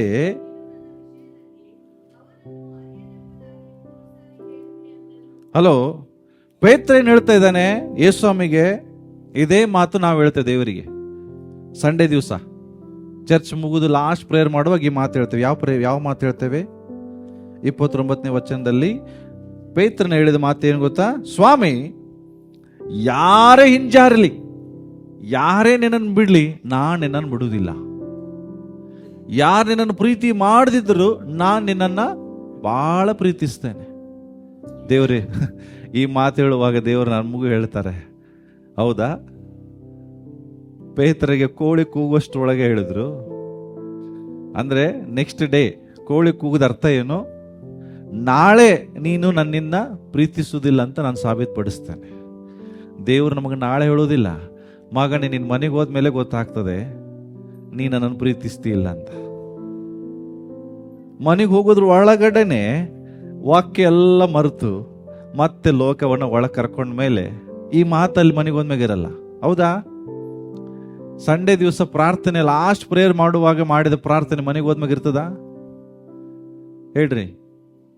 ಇಲ್ಲಿರೋ ಸಿಸ್ಟರ್ಸ್ ಕೇಳ್ತೇನೆ, ನಿಮ್ಮ ಯಜಮಾನ್ರು ಇಲ್ಲಿ ಪ್ರೇಯರ್ ಮಾಡ್ತಾರೆ, ಬಹಳಷ್ಟು ವಿಷಯಗಳು ಹೇಳ್ತೇವೆ. ಏನು ತಮ್ಮನ್ನು ಬದಲಾಯಿಸಿಕೊಳ್ಳೋದಾಗಲಿ, ಕ್ರಿಸ್ತನ ಗುಣಗಳನ್ನು ಅನುಸರಿಸೋದಾಗಲಿ, ಏನಾದ್ರೂ ಒಂದು ಬಿಡ್ಲಿಕ್ಕೆ ಇಲ್ಲಿ ಪ್ರೇಯರ್ ಮಾಡ್ತಾರೆ. ಮನೆಗೊಂದು ಬಿಟ್ಟಿರ್ತಾರೆ ಅವರು. ಸಿಸ್ಟರ್ಸ್ ಹೇಳ್ರಿ, ನಿಮ್ಮ ಜನ ಇಲ್ಲಿದ್ದಾರೆ, ಮನೆಗೊಂದ್ಮೆ ಬಿಟ್ಟಿರ್ತಾರೆ ಅವರು? ಇಲ್ಲ. ನೋಡ್ರಿ ಹೆಂಗೆ ಮಾಡ್ತಿದ್ದಾರೆ. ಪೇತ್ರಗೆ ದೇವರೇನು ಹೇಳ್ತಾರೆ ಗೊತ್ತಾ? ನಾನು ನಿನ್ನ ಹಿಂಜರಿಯುವುದಿಲ್ಲ ಅಂತ ಹೇಳುವಾಗ ನಿನಗೆ ಸತ್ಯವಾಗಿ ಹೇಳುತ್ತೇನೆ. ಅರ್ಥ ಏನು? ನನಗೆ ಗೊತ್ತು ನೀನು ಯಾರಂತ. ನಮ್ಮನ್ನೆಲ್ಲ ದೇವರು ಬಲ್ಲವನ್ರಿ, ಆದ್ರೂ ದೇವರು ನಮ್ಮನ್ನು ಪ್ರೀತಿಸ್ತಿದ್ದಾನೆ. ದೇವ್ರಿಗೆ ಸ್ತೋತ್ರ ಮಾಡ್ರಿ. ನಿಜವಾಗಿ ನಾವು ಪೇತ್ರನಿಗಿಂತ ಡೇಂಜರ್ ಜನ, ಬಹಳ ಡೇಂಜರ್. ನಾವು ಪೇತ್ರ ಓಡೋದ ನಾವು ಹಿಡದೆ ಕೊಟ್ಬಿಡ್ತೇವೆ, ನಾನು ಅವನಲ್ಲ ಅಂದ್ಬಿಡ್ತೇವೆ. ಆದ್ರೂ ದೇವರು ನಮ್ಮನ್ನು ಪ್ರೀತಿಸ್ತಿದ್ದಾರೆ. ಇಸ್ಕರಿಯೋತ ಯೂದ ಅವನನ್ನು ಹಿಡಿದು ಕೊಡ್ತಾನಂತ ಯೇಸುವಿಗೆ ಗೊತ್ತಿದ್ರು ಯೇಸು ಅವನನ್ನು ಪಾದ ತೊಳೆದ.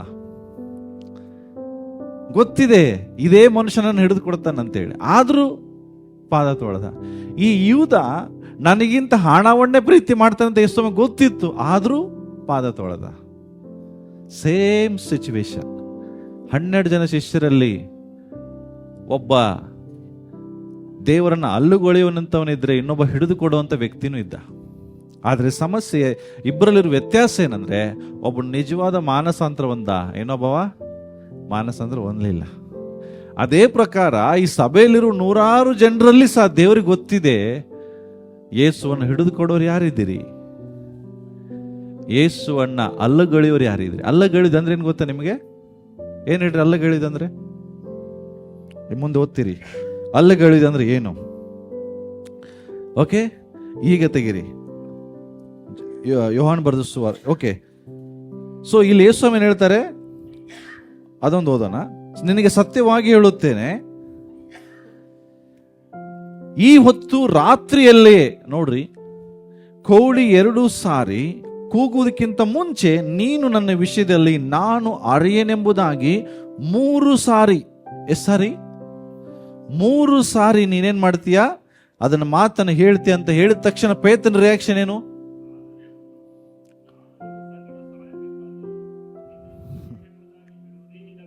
ಅವನು ಹೇಳ್ತಾ ಇದ್ದಾನೆ, Jesus, I will ready to die for you, but I never say I will deny you. Okay, ನಾನು ನಿನ್ನನ್ನು ಅಲ್ಲಗಳಿತೀನಂತ ಎಂದಿಗೂ ಹೇಳುವುದಿಲ್ಲ ಅಂತ ಹೇಳ್ತಿದ್ದಾನೆ. ಯಾರು? ನಾವು ಎಷ್ಟು ಸಾರಿ ಹೇಳಿರ್ಬೋದು ಈ ಮಾತನ್ನ ದೇವರಿಗೆ. ಲೂಕನ್ ಬರೆದ ಸುವಾರ್ತೆಗೆ ಮತ್ತೆ ಅಲ್ಲೇ 54ನೇ ವಚನ ಓದಮ್ಮ.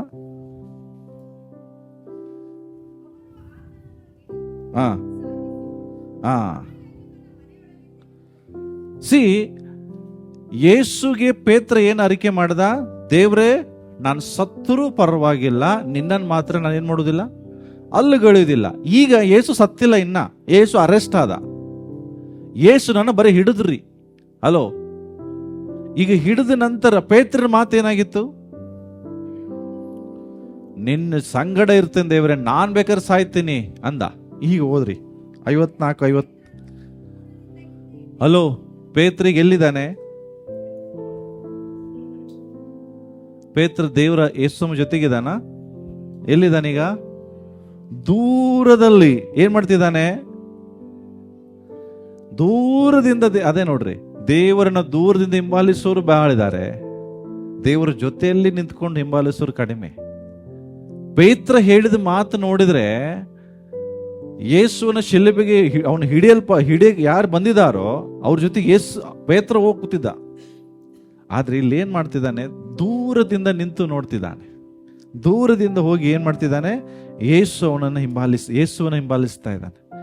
ನನ್ನ ಪ್ರಶ್ನೆ, ನಾವು ದೇವರನ್ನ ದೂರದಿಂದ ಹಿಂಬಾಲಿಸ್ತಾ ಇದ್ದೇವಾ ಅಥವಾ ದೇವರನ್ನ ಹತ್ತಿರದಿಂದ ಹಿಂಬಾಲಿಸ್ತಾ ಇದ್ದೇವಾ?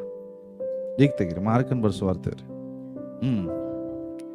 ಮೇಲಿಂದ ಹೋದ್ರಿ ಮೇ.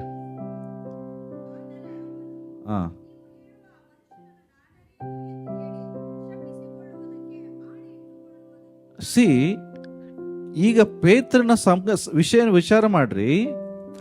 ಯೇಸುವನ್ನ ದೂರದಿಂದ ಹಿಂಬಾಲಿಸ್ತಾ ಇದ್ದಾನೆ. ಈಗ ಲೋಕದ ಜನರೊಟ್ಟಿಗೆ ಕೂತ್ಕೊಂಡಿದ್ದಾನೆ. ಯಾರೊಟ್ಟಿಗೆ ಕೂತ್ಕೊಂಡಿದ್ದಾನೆ? ಲೋಕದ ಜನರೊಟ್ಟಿಗೆ ಕೂತ್ಕೊಂಡಿದ್ದಾನೆ. ಈ ಲೈಫ್ ಅನ್ನ ನಮಗೆ ಕಂಪೇರ್ ಮಾಡ್ರಿ. ನಾವೆಲ್ಲರೂ ಯೇಸುವನ್ನ ಪ್ರೀತಿಸ್ಲಿಕ್ಕೆ ಇಷ್ಟಪಡ್ತೇವೆ, ಆದ್ರೆ ಎಲ್ಲರಿಗಿಂತ ಹೆಚ್ಚಲ್ಲ. ನಾವು ದೇವರನ್ನ ಹಿಂಬಾಲಿಸ್ಬೇಕಂತ ಇಷ್ಟಪಡ್ತೇವೆ, ಆದ್ರೆ ದೇವರ ಹತ್ರ ಬರಕ್ಕೆ ಇಷ್ಟಪಡಲ್ಲ. ಯಾಕೆ? ನಾವು ಬದಲಾಗಬೇಕಾಗ್ತದೆ. ಅರ್ಥ ಆಗ್ತದೆ? ದೇವರ ಹತ್ರ ಬಂದ್ರೆ ನಾವೇನಾಗಬೇಕಾಗ್ತದೆ? ಹಲೋ, ಮಾತಾಡ್ರಿ.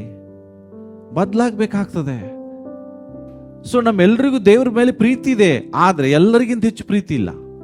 ನೀವೆಲ್ಲರೂ ದೇವ್ರನ್ನ ಪ್ರೀತಿಸ್ತೀರಿ, ಇಲ್ಲ ಅಂತ ಹೇಳ್ತಿಲ್ಲ, ಆದ್ರೆ ಎಲ್ಲರಿಗಿಂತ ಹೆಚ್ಚು ಪ್ರೀತಿಸುವುದಿಲ್ಲ. ಇಲ್ಲಿ ಪೇತ್ರ ಯೇಸುವನ್ನು ಪ್ರೀತಿಸ್ತಿದ್ದಾನೆ, ಆದ್ರೆ ತನ್ನ ಪ್ರಾಣಕ್ಕಿಂತ ಅಲ್ಲ. ಈಗೇನ್ ಮಾಡಿದ? ಲೋಕದ ಜನರೊಟ್ಟಿಗೆ ಕೂತ್ಕೊಂಡಿದ್ದಾನೆ. ಇದೇ ಸಿಚುವೇಶನ್ ನಮ್ಮ ಲೈಫಲ್ಲಿ ಬರ್ತದೆ. ಲೋಕದ ಜನರೊಟ್ಟಿಗೆ ಬರೆಯುವಂಥದ್ದು ಯಾವಾಗ? ಸಂಡೇ ಚರ್ಚ್ ಇರುವಾಗಲೇ, ದೇವರಿಗೆ ಪ್ರಾಮುಖ್ಯವಾದ ಸಮಯ ಕೊಡುವಾಗಲೇ ಲೋಕದ ಜನರೊಟ್ಟಿಗೆ ಕೂತ್ಕೊಳ್ತೀರಿ. ಆಗ ನೀವು ದೇವರ ಸ್ವರ ಬರ್ತದೆ, ಮಗನೇ ಚರ್ಚಿಗೆ ಹೋಗು, ಮಗನೇ ಪ್ರಾರ್ಥನೆಗೆ ಹೋಗು, ಮಗನೇ ಇವರಿಂದ ಪ್ರತ್ಯೇಕಿಸು. ಆಗ ಅವ್ರ ಮಾತು ಕೇಳ್ತಿರೋ, ಲೋಕದವ್ರ ಮಾತು ಕೇಳ್ತಿರೋ? ಲೋಕದವ್ರಿಗೆ ಏನ್ ಹೇಳ್ತಿದ್ದಾನೆ ಗೊತ್ತೇ? ಇವನು ಬರೀ ಅಷ್ಟೇ ಅಲ್ಲ, ನನಗೆ ಯೇಸು ಯಾರು ಗೊತ್ತೇ ಇಲ್ಲ. ಏನು? ನನಗೆ ಯೇಸು ಯಾರು ಗೊತ್ತೇ ಇಲ್ಲ ಅಂತ ಏನ್ ಮಾಡ್ಕೊಳಕ್ ಸ್ಟಾರ್ಟ್ ಮಾಡಿದಾನೀಗ? ತನ್ನನ್ನು ತಾನು ಶಪಿಸ್ಕೊಳ್ತೆ. ನಮಗೂ ಸಹ ಸಮಸ್ಯೆಗಳು ಬರುವಾಗ ಲೋಕದ ಜನರೊಟ್ಟಿಗೆ ಕೂತ್ಕೊಳ್ಳಾಗ ನಾವು ಇದೇ ಹೇಳ್ಬೋದಲ್ಲ, ನನಗೆ ರವಿ ಪಾಸ್ಟರ್ ಯಾರು ಗೊತ್ತಿಲ್ರಿ, ನಂಗೆ ಚರ್ಚ್ ಯಾವುದು ಗೊತ್ತಿಲ್ಲ, ಯೇಸು ಯಾರು ಗೊತ್ತಿಲ್ಲ, ಏನೋ ಕರೆದ್ರಿ ಹೋದೆ. ನೋ, ಇಲ್ಲಿ ನೀವು ಅರ್ಥ ಮಾಡ್ಕೊಳ್ರಿ, ಯೇಸುವನ್ನ ಅಲ್ಲಗಳಿತಿದ್ದಾನೆ. ನಾವು ಎಷ್ಟೋ ಸಾರಿ ಯೇಸುವನ್ನ ದೂರದಿಂದ ನಿಂತ್ಕೊಂಡು ಹಿಂಬಾಲಿಸ್ಲಿಕ್ಕೆ ಹೋಗ್ತೇವೆ, ಆದ್ರೆ ದೇವರು ಬಯಸ್ತಾನೆ ನನ್ನ ಸಂಗಡ ಬರಲಿಕ್ಕೆ. ಇದಾದ ನಂತರ ಕೋಳಿ ಕೂಗ್ತದೆ. ಕೋಳಿ ಕೂಗಿದ ನಂತರ ಪೇತ್ರನಿಗೆ ರಿಯಲೈಸ್ ಆಯ್ತು. ಏನಂತ? 72ನೇ ವಚನ ಓದ್ರಿ.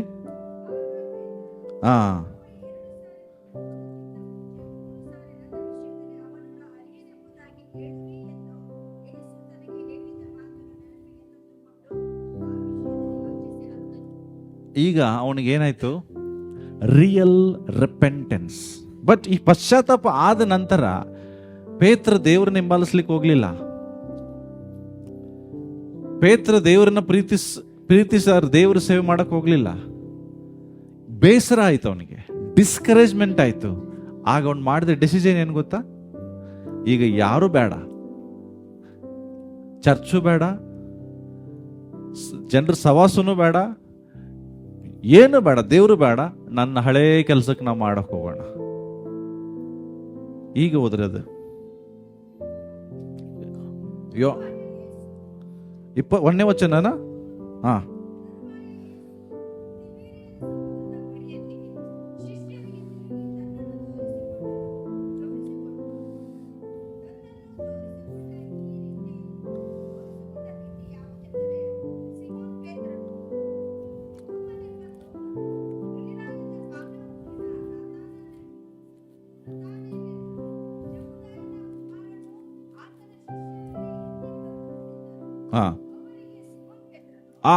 ಮೂರನೇ ವಚನ ಹೇಳ್ತದೆ. ಈಗ ಸಿಮೋನ್ ಪೇತ್ರನ ಅವ್ರಿಗೆ ಏನ್ ಹೇಳ್ತಿದ್ದಾನೆ ಗೊತ್ತಾ?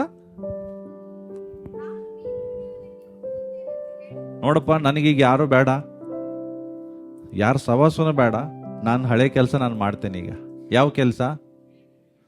ಮೀನು ಹಿಡಿಯೋ ಕೆಲಸ. ಆದ್ರೆ ಫಸ್ಟ್ ಟೈಮ್ ಏನ್ ಮಾಡಿದವನು? ಯೇಸುವನ್ನು ಹಿಂಬಾಲಿಸುವಾಗ ಎಲ್ಲವನ್ನ ಬಿಟ್ಟಿದ್ದ.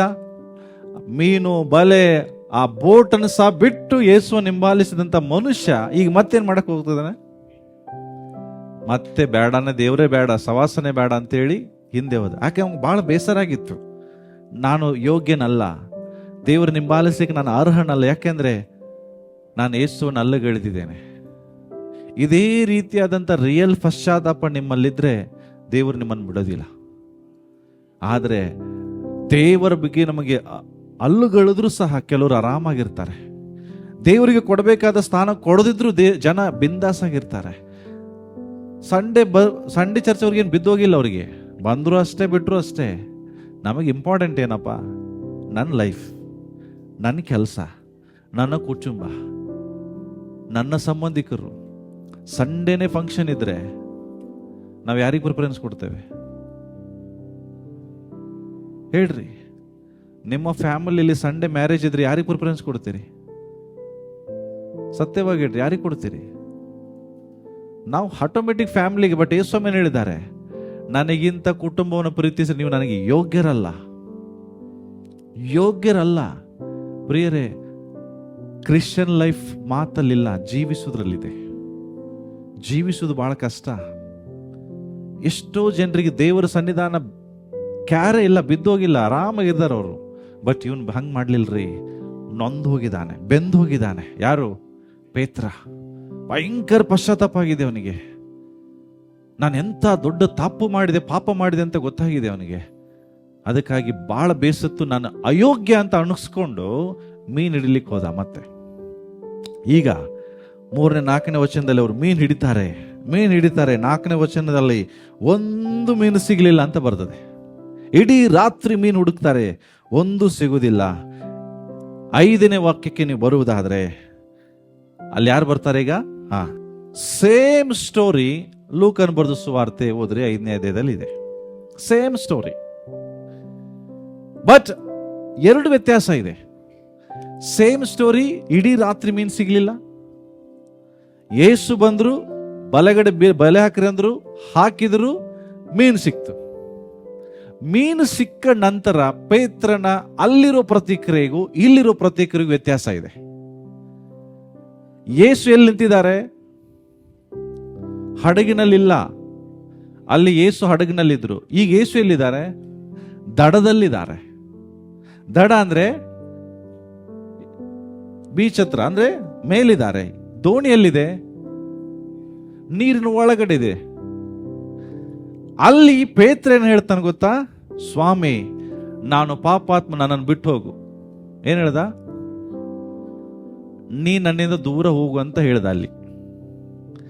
ಈಗ ಮೀನು ಸಿಕ್ಕ ನಂತರ ಯೋಹಾನನಿಗೆ ಫಸ್ಟ್ ಗೊತ್ತಾಯ್ತು ಈ ಮಾತು ಹೇಳಿದವರು ಯಾರು.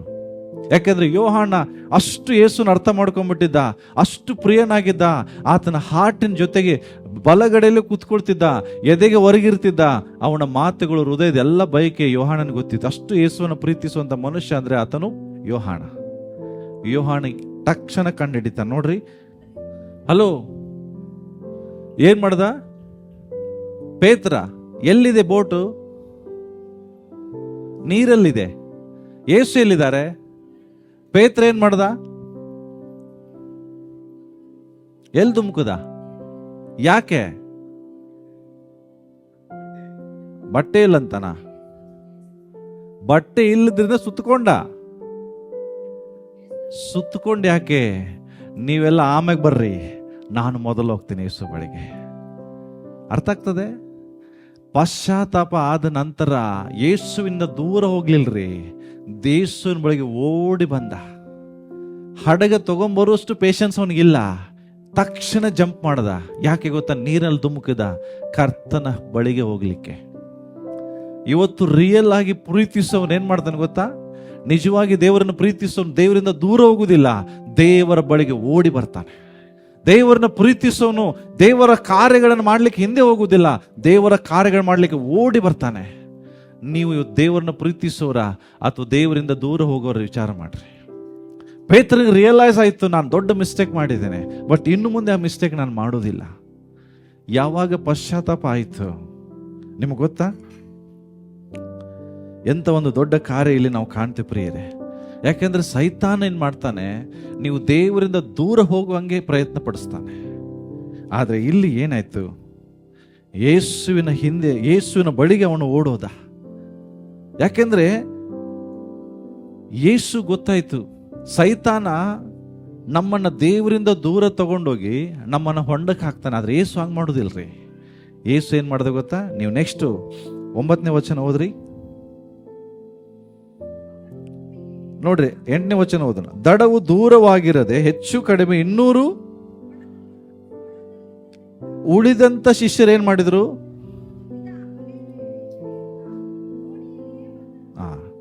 ಎಲ್ರು ಹೆಂಗ್ ಬಂದ್ರು? ಪೇತ್ರ ದೋಣಿ ಹೆಂಗೆ ಬಂದ? ನೋ, ನೀವು ಬಲೆ ಎಳಿತಾ ಕುತ್ಕೊಳ್ರಿ, ನನಗಿನ್ನು ಮುಂದೆ ಇದು ಅವಶ್ಯಕತೆ ಇಲ್ಲ. ಅವನು ಫಸ್ಟ್ ಓಡಿ ಬಂದ. ಓಡಿ ಬಂದ ನಂತರ ಭೂಮಿಗೆ ಬಂದಾಗ ಏನಂತ್ರಿ? ಅವರು ಭೂಮಿಗೆ ಬರುವಷ್ಟು ಒಳಗಡೆ ಯೇಸು ಬ್ರೇಕ್ಫಾಸ್ಟ್ ರೆಡಿ ಮಾಡಿಟ್ಟಿದ್ದ. ಯೇಸು ಊಟದ ಅರೇಂಜ್ಮೆಂಟ್ ಮಾಡಿಟ್ಟಿದ್ದ. ಗೊತ್ತಾ ನಿಮಗೆ? ಯಾಕೆ? ಅವರು ಹಸಿವಿನಿಂದ ಬಳಲ್ತಾ ಇದ್ರು. ನೋಡ್ರಿ, ದೇವರ ಪ್ರೀತಿ ನೋಡ್ರಿ. ಇನ್ನು ಭೂಮಿಗೆ ಬರೋಕ್ಕಿಂತ ಮುಂಚೆ 9ನೇ ವಚನ 10ನೇ ವಚನ ಓದ್ರಿ. ಯೇಸು ಅವರಿಗಾಗಿ ಏನ್ ಮಾಡಿಟ್ಟಿದ್ದನು ನೋಡ್ರಿ. 9ನೇ ವಚನ. ಯಾರು ಮಾಡಿದ್ರಿ ಇದನ್ನ? ಅಡಿಗೆನ ಯಾರು ಮಾಡಿದ್ರಿ? Jesus prepared the breakfast for his disciples. ತನ್ನ ಶಿಷ್ಯರಿಗಾಗಿ ಯೇಸು ಏನ್ ಮಾಡಿದ್ರಲ್ಲಿ? ಬ್ರೇಕ್ಫಾಸ್ಟ್ ಅನ್ನ. ಯಾರಿಗೆ? ಅವನನ್ನ ಅಲ್ಲಗಳದವರಿಗೆ, ಗೊತ್ತಿಲ್ಲನೇ ಅಂದವರಿಗೆ, ದೂರ ಹೋದವರಿಗೆ ಯೇಸು ಲಕ್ಷರ್ ತಗೊಂಡ್ರ? ನಮ್ಮ ಸಮಸ್ಯೆ ಏನ್ ಗೊತ್ತಾ? ಜಾಸ್ತಿ ಲೆಕ್ಚರ್ ತಗೋತೀವಿ ನಾವು. ಏನ್ ತಗೋತೀವಿ? ಲೆಕ್ಚರ್ ಅಂದ್ರೆ ಏನು? ಕ್ಲಾಸ್. ಯೇಸು ಕ್ಲಾಸ್ ತಗೊಂಡ್ರ ಪೇತ್ರನಿಗೆ? ಪೇತ್ರ ಯಾಕೆ ಬಿಟ್ಟೋದಿ? ನಾನು ಶಿಲುಬೆಗೆ ಹಾಕುವಾಗ ಯಾಕೆ ಓದಿ ಕೇಳಿದ್ರ? ಮಾತಾಡ್ರಿ. ಯೇಸುವಿನ ಪ್ರೀತಿ ಅರ್ಥ ಮಾಡ್ಕೊಡ್ರಿ. ಕ್ಲಾಸ್ ತಗೊಲಿಲ್ರಿ, ಬೈಲಿಲ್ಲ, ಅದ್ರ ಬದಲಾಗಿ ಊಟ ಮಾಡಿಸಿದ. ಯಾರಿಗೆ? ಪೇತ್ರನಿಗೆ. This is the real love of Jesus Christ. ಇಂಥ ದೇವರಿಗೆ ನಾವು ಎಂಥ ಪ್ರೀತಿ ಕೊಡ್ತಾ ಇದ್ದೇವೆ. ಅವನು ನೋಡ್ತೇವೆ, ಯೇಸು ಅವ್ರನ್ನ ಬೈಲಿಲ್ಲ, ಅವ್ರಿಗೆ ಯಾವುದೇ ರೀತಿ ಮಾತಾಡಲಿಲ್ಲ. ಅವ್ರಿಗೇನು ಹೇಳಿದ್ರು ಗೊತ್ತಾ? ನೆಕ್ಸ್ಟ್ ವಚನ ಓದ್ರಿ. ಯೇಸು ಅವ್ರಿಗೇನು ಹೇಳಿದನು?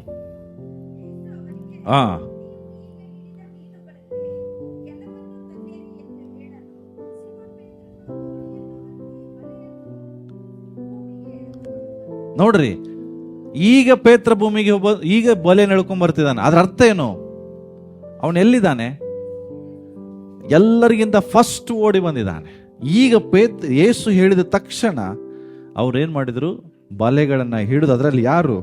ಪೇತ್ರನು. ಅದು ಎಷ್ಟು ಮೀನಿದ್ದವು? 153 ದೊಡ್ಡ ಮೀನುಗಳಿಂದ ತುಂಬಿತ್ತು. ಅಷ್ಟು ಮೀನುಗಳಿದ್ದರೂ ಏನಾಗ್ಲಿಲ್ಲಂತೆ. ಎಸ್, ಏನು ಹೇಳ್ದ?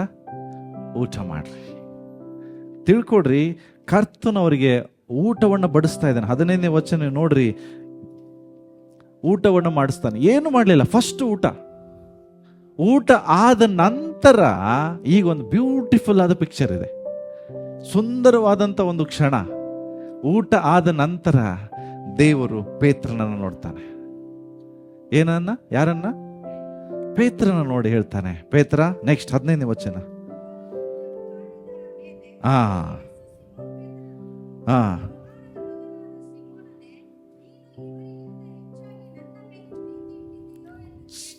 ಸಿ, ನೆಕ್ಸ್ಟ್ ಪ್ರಶ್ನೆ, Peter, do you love me? Already ಜೀಸಸ್ಸಿಗೆ ಗೊತ್ತಿದೆ ಈತನು ಆತನ ಅಲ್ಲಗಳೆದಿದ್ದಾನೆ. ಆಲ್ರೆಡಿ ಜೀಸಸ್ಸಿಗೆ ಗೊತ್ತಿದೆ ಈ ಮನುಷ್ಯ ನನ್ನ ವಿಷಯದಲ್ಲಿ 3 ಸಾರಿ ಸುಳ್ಳು ಹೇಳಿದ್ದಾನೆ. ಬಟ್ ಎಲ್ಲಗಿಂತ ಹೆಚ್ಚಾಗಿ ಜೀಸಸ್ಸಿಗೆ ಇನ್ನೊಂದು ಗೊತ್ತಿದೆ, ಈಗ ಇವನು ರಿಯಲ್ ಮಾನಸಾಂತರ ಹೊಂದಿದ್ದಾನೆ. ಅದಕ್ಕಾಗಿ ಇವರೆಲ್ಲರಿಗಿಂತ, ಯಾರಿಗಿಂತ? 11 ಶಿಷ್ಯರಿಗಿಂತ ಹೆಚ್ಚಾಗಿ ಪ್ರೀತಿ ನೀ ನನಗೆ ಮಾಡ್ತೀಯೋ? ಏನು ಹೇಳ್ತಾ ನೋಡ್ರಿ ಅಲ್ಲಿ.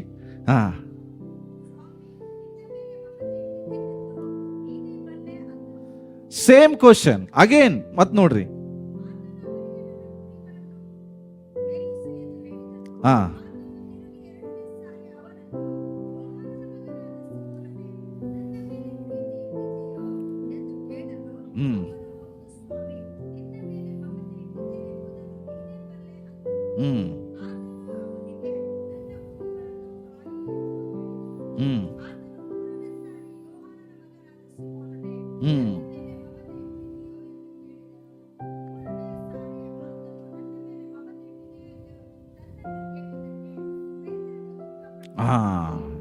ಏನೀಗ 2 ಸಾರಿ ಅವನಿಗೆ ದುಃಖ ಆಗಲಿಲ್ಲ, ಬಟ್ 3rd ಟೈಮ್ ಅವನಿಗೆ ಹಾರ್ಟಿಗೆ ಟಚ್ ಆಯ್ತು ಯೇಸುವಿನ ಮಾತು.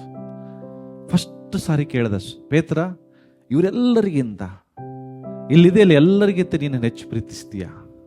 ಸೇಮ್ ಪ್ರಶ್ನೆ ಇವತ್ತಿ ವೈಯಕ್ತಿಕವಾಗಿ ನಿಮಗೆ ಕೇಳ್ತಿದ್ದಾರೆ ದೇವರು. ನಿಮ್ಮ ಹೆಸರು ಹಿಡಿತಿದ್ದಾರೆ, ನಿಮ್ಮ ಹೆಸರು ಹಿಡಿದು ದೇವರು ಕೇಳ್ತಿದ್ದಾರೆ, ಇಲ್ಲಿ ಕೂತಂತ ಎಲ್ಲರಿಗಿಂತ ನೀನನ್ನು ಹೆಚ್ಚು ಪ್ರೀತಿಸ್ತೀಯಾ? ನಿಮ್ಮ ಉತ್ತರ ಏನು?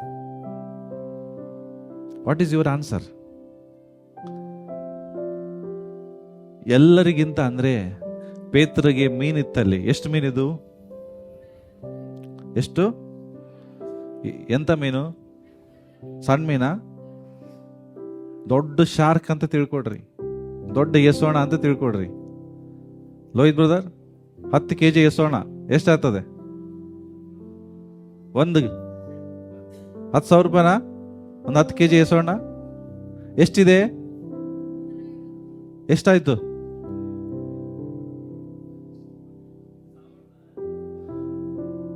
ಒಂದು ಮೀನಿಗೆ 10,000, 100 ಮೀನಿಗೆ 10 lakhs. ಹೌದಾ? 1 ಲಕ್ಷನಾ? 1 ಲಕ್ಷ. 10 ಲಕ್ಷ 1 ಲಕ್ಷನಾ? 10 ಲಕ್ಷ. ಈಗ 10 ಲಕ್ಷ ರೂಪಾಯಿ ಮೀನು ಸಿಕ್ಕಿದೆ ಈಗ ಲೋಹಿತಿಗೆ. ದೇವರು ಕೇಳ್ತಾರೆ, ಇದಕ್ಕಿಂತ ಹೆಚ್ಚು ನೀನು ನನ್ನನ್ನು ಪ್ರೀತಿಸ್ತೀಯಾ? ಸ್ವಾಮಿ, ನಿನ್ನನ್ನು ಪ್ರೀತಿ ಸ್ವಲ್ಪ ಟೈಮ್ ಕೊಡು, ಮಾರಿ ಬಂದ್ಬಿಡ್ತೇನೆ. ಹೌದಾ? ಸ್ವಲ್ಪ ಸಮಯ ಕೊಡು, ಜಸ್ಟ್ ಸೇಲ್ ಮಾಡಿ ಬರ್ತಾನೆ. ಹಂಗೆ ಹೇಳಿದ್ನಾ? ನೋ. ದೇವರು ಕೆಲವು ಸಾರಿ ಈ ತರ ಟೆಸ್ಟ್ ಮಾಡ್ತಾರೆ. ಇದಕ್ಕಿಂತ ಹೆಚ್ಚು ನಾನು ಪ್ರೀತಿಸ್ತೀಯ? ನಿನ್ನ ಮೀನಿಗಿಂತ, ಫಿಶಿಂಗ್ಗಿಂತ, ನಿನ್ನ ಮೀನು ಹಿಡಿಯೋದಕ್ಕಿಂತ, ನಿನ್ನ ಕೆಲಸಕ್ಕಿಂತ ನೀ ನನ್ನನ್ನು ಪ್ರೀತಿಸ್ತೀಯೋ? ಸೆಕೆಂಡ್ ಟೈಮ್ ಸೇಮ್ ಪ್ರಶ್ನೆ, ಸ್ವಾಮಿ ನಿನ್ಗೆ ಗೊತ್ತು. 3rd ಟೈಮ್ ಸೇಮ್ ಪ್ರಶ್ನೆ. ನಾವು ನೋಡ್ತೇವೆ ಅರ್ಥ ಏನು? ಯೇಸುವಿನ ಪ್ರಶ್ನೆ ಅರ್ಥ ಆಗ್ತಾ ಇಲ್ಲ ಅವನಿಗೆ. ನಮಗೂ ಪ್ರಶ್ನೆಗೆ ಅರ್ಥ ಆಗಲ್ಲ. ದೇವರಿಗೆ ಹೇಳ್ತಿದ್ದಾರೆ, ನಿನ್ನ ಫ್ರೆಂಡ್ಸ್ಗಿಂತ ಹೆಚ್ಚಾಗಿ ನನ್ನ ಮೇಲೆ ಪ್ರೀತಿ ಇಟ್ಟಿದೀಯಾ? ನಿನ್ನ ಕುಟುಂಬದರಿಗಿಂತ ಹೆಚ್ಚಾಗಿ ಪ್ರೀತಿಸ್ತೀಯಾ? ನಿನ್ನ ಕೆಲಸ, ವ್ಯಾಪಾರಕ್ಕಿಂತ, ಬಿಸ್ನೆಸ್ಗಿಂತ ಹೆಚ್ಚು ನನ್ನ ಮೇಲೆ ಪ್ರೀತಿ ಇಟ್ಟಿದ್ಯಾ? ಈ ಪ್ರಶ್ನೆ ಪದೇ ಪದೇ ಕೇಳುವಾಗ ಅವನಿಗೆ ರಿಯಾಲಿಟಿ ಗೊತ್ತಾಗ್ತದೆ. ಯೇಸು ಅಗಾಪೆ ಪ್ರೀತಿ ಕೇಳ್ತಾ ಇದ್ದಾನೆ, ಅನ್ಕಂಡೀಷನಲ್ ಲವ್ ಕೇಳ್ತಿದ್ದಾನೆ. ಈ ಪ್ರೀತಿ ನನಗೆ ಕೇಳ್ತಾ ಇದ್ದಾನೆ ಅಂತ ಗೊತ್ತಾದಾಗ ದುಃಖ ಆಯ್ತು ಅವನಿಗೆ. ಅವನ ಹೃದಯ ಒಡೆದೋಯ್ತು. 3ನೇ ಸಾರಿ ಹೇಳುವಾಗ ಅವನು ಕಂಪ್ಲೀಟ್ ಆಗಿ ಅವನಿಗೆ ಅರ್ಥ ಆಯಿತು ಕ್ರಿಶ್ಚಿಯಾನಿಟಿ ಅಂದರೆ ಏನು, ಜೀಸಸ್ ಏನು ಹೇಳಲಿಕ್ಕೆ ಪ್ರಯತ್ನ ಪಡ್ತಿದ್ದಾನೆ. ಲಾಸ್ಟಿಗೆ ಹೇಳಿದೆ ಏನು ಗೊತ್ತಾ, ದುಃಖಪಟ್ಟು 3ನೇ ಸಾರಿ ಏನು ಹೇಳ್ತಾನೆ, ಸ್ವಾಮಿ 3ನೇ ಸಾರಿ ಹೇಳುವಾಗ ನೀನೇ ಎಲ್ಲ ಬಲ್ಲೆ, ನಿನ್ನ ಮೇಲೆ ನಾನು ಮಮತೆ ಇಟ್ಟಿದ್ದೇನೆಂಬುದು ನಿನಗೆ ತಿಳಿದಿದೆ ಅಂದ. ಈ ಮಾತು ಹೇಳಲಿಕ್ಕೆ ದಂಬೇಕು. ಯಾವುದು? ಜೀಸಸ್ ನಿಂಗೆ ಗೊತ್ತು ನಾನು ನಿನ್ನನ್ನು ಎಷ್ಟು ಪ್ರೀತಿಸ್ತೇನೆ. ಹೇಳ್ಬೋದಾ ಈ ಮಾತು ನೀವು? ಸಾಧ್ಯ ಇಲ್ಲಲ್ಲ. ಯಾಕೆ? ಎಷ್ಟು ಪ್ರೀತಿ ಮಾಡ್ತೀನಿ ನಿಮ್ಗೆ ಗೊತ್ತಿದೆ. ನಾನು ನಿನ್ನನ್ನು ಎಷ್ಟು ಪ್ರೀತಿ ಮಾಡ್ತೀನಿ ದೇವ್ರೆ ನಿನ್ಗೆ ಗೊತ್ತಿದೆ. ಪೇತ್ರ ಹೇಳುವಾಗ ದೇವ್ರು ಹೇಳೋ ಹಾಗಾದ್ರೆ ಏನು ಮಾಡು, ನನ್ನ ಕುರಿಗಳನ್ನು ಕಾಯಿ. ಅರ್ಥ ಏನು? ಪ್ರೀತಿ ಮಾತಲ್ಲಿಲ್ಲ. ಪ್ರೀತಿ ಎದ್ರಾಗಿಲ್ರಿ, ಪ್ರೀತಿ ಮಾತಲ್ಲಿಲ್ಲ. ನಾವು ನೋಡ್ತೇವೆ ಯಾಕೆ ಅವನಿಗೆ ದುಃಖ ಆಯ್ತು ಈ ಮಾತು ಹೇಳುವಾಗ. ಅವನಿಗೆ ಏನು ಬೇಜಾರಾಯ್ತಂದ್ರೆ ಅವನಿಗೆ ಅರ್ಥ ಆಯ್ತು ನಾನು ಯೇಸುವನ್ನೆಷ್ಟು ದುಃಖ ಪಡಿಸಿದೆ. ಅವನಿಗೆ ಅರ್ಥ ಆಯ್ತು ನಾನು ದೇವರಿಗೆ ಎಷ್ಟು ನೋವು ಮಾಡಿದೆ. ಅವನಿಗೆ ಅರ್ಥ ಆಯ್ತು ನಾನು ದೇವರನ್ನ ಅಲ್ಲಗಳಿದ್ರು ದೇವರು ನನ್ನನ್ನು ಪ್ರೀತಿಸ್ತಾರಲ್ಲ. ಇದು ಅವನಿಗೆ ಅರ್ಥ ಆದಾಗ ಅವನಿಗೆ ಪಶ್ಚಾತ್ತಾಪ ಆಗಿ 18ನೇ ವಚನ ಹೇಳ್ತಾನೆ, ಸ್ವಾಮಿ ನೀನೆಲ್ಲ ಬಲ್ಲೆ, ನೀನೆಲ್ಲ ಬಲ್ಲೆ. ಪ್ರಿಯರೇ, ನೀವು ಕರ್ತನ ಪ್ರೀತಿಯಲ್ಲಿ ಬೆಳಿಬೇಕಾದ್ರೆ ದೇವ್ರು ಏನು ಕೇಳ್ತಾರೆ ಗೊತ್ತಾ? ನಿನ್ನಲ್ಲಿರುವ ಪ್ರೀತಿಯನ್ನ ದೇವರಿಗೆ ಕೊಡು. ಇಂಗ್ಲಿಷಲ್ಲಿ ಒಂದು ಕೋಟ್ ಇದೆ, ಓದ್ತೇನೆ. Give him the love you have and God will give you what you don't have. ನಿನ್ನಲ್ಲಿ ಏನಿದೆಯೋ ಅದನ್ನು ದೇವರಿಗೆ ಕೊಡು, ನಿನಗೆ ಇಲ್ಲದೆ ಇರುವುದನ್ನ ದೇವರು ಕೊಡ್ತಾರೆ. ಬಟ್ ನಮ್ಮ ಸಮಸ್ಯೆ ಏನು ಗೊತ್ತಾ? Many people they give God what they desire. ಅಂದ್ರೆ ತನ್ನ ಮನಸ್ಸಿಗೆ ಏನು ಬರ್ತದೆ ಅದನ್ನು ದೇವರಿಗೆ ಕೊಡಕ್ಕೆ ಹೋಗ್ತಾರೆ. ನಿನ್ನ ಮನಸ್ಸಿಗೆ ಬಂದಿದ್ದು ದೇವರಿಗೆ ಕೊಡಬೇಡ, ನಿನ್ನಲ್ಲಿ ಇರುವುದನ್ನು ದೇವರಿಗೆ ಕೊಡು. ನಿನ್ನಲ್ಲಿ ಇಲ್ಲದೆ ಇರುವುದನ್ನು ದೇವರು ನಿನಗೆ ಕೊಡ್ತಾರೆ. ಬಟ್ ನಾವೇನು ಮಾಡ್ತೇವೆ? ನಮ್ಮ ಮನಸ್ಸಿಗೆ ಬಂದಿದ್ದನ್ನ, ನಾವು ಆಸೆ ಪಟ್ಟಿದ್ದನ್ನ ವ್ಯಕ್ತಪಡಿಸಿದ ರೀತಿ, ಈ ಪ್ರೀತಿ ದೇವ್ರು ಕೇಳ್ತಾ ಇಲ್ಲ. ನಿನ್ನಲ್ಲಿ ಇರುವಂತ ರಿಯಲ್ ಪ್ರೀತಿ ದೇವರಿಗೆ ಕೊಡು. ಯಾಕೆ? ಪ್ರೀತಿ ಮಾತಲ್ಲಿಲ್ಲ. ಯಾರು ದೇವರನ್ನ ಪ್ರೀತಿಸ್ತಾರೋ, ಕೊನೆಯ ವಚನ ಓದಿ ನಾನು ಮುಗಿಸ್ತೇನೆ. ಯೋಹಾನ್ ಬರೆದ ಸುವಾರ್ತೆ 14ನೇ ಅಧ್ಯಾಯ 15ನೇ ವಚನ ಓದಿ ನಾವು ಮುಗಿಸೋಣ.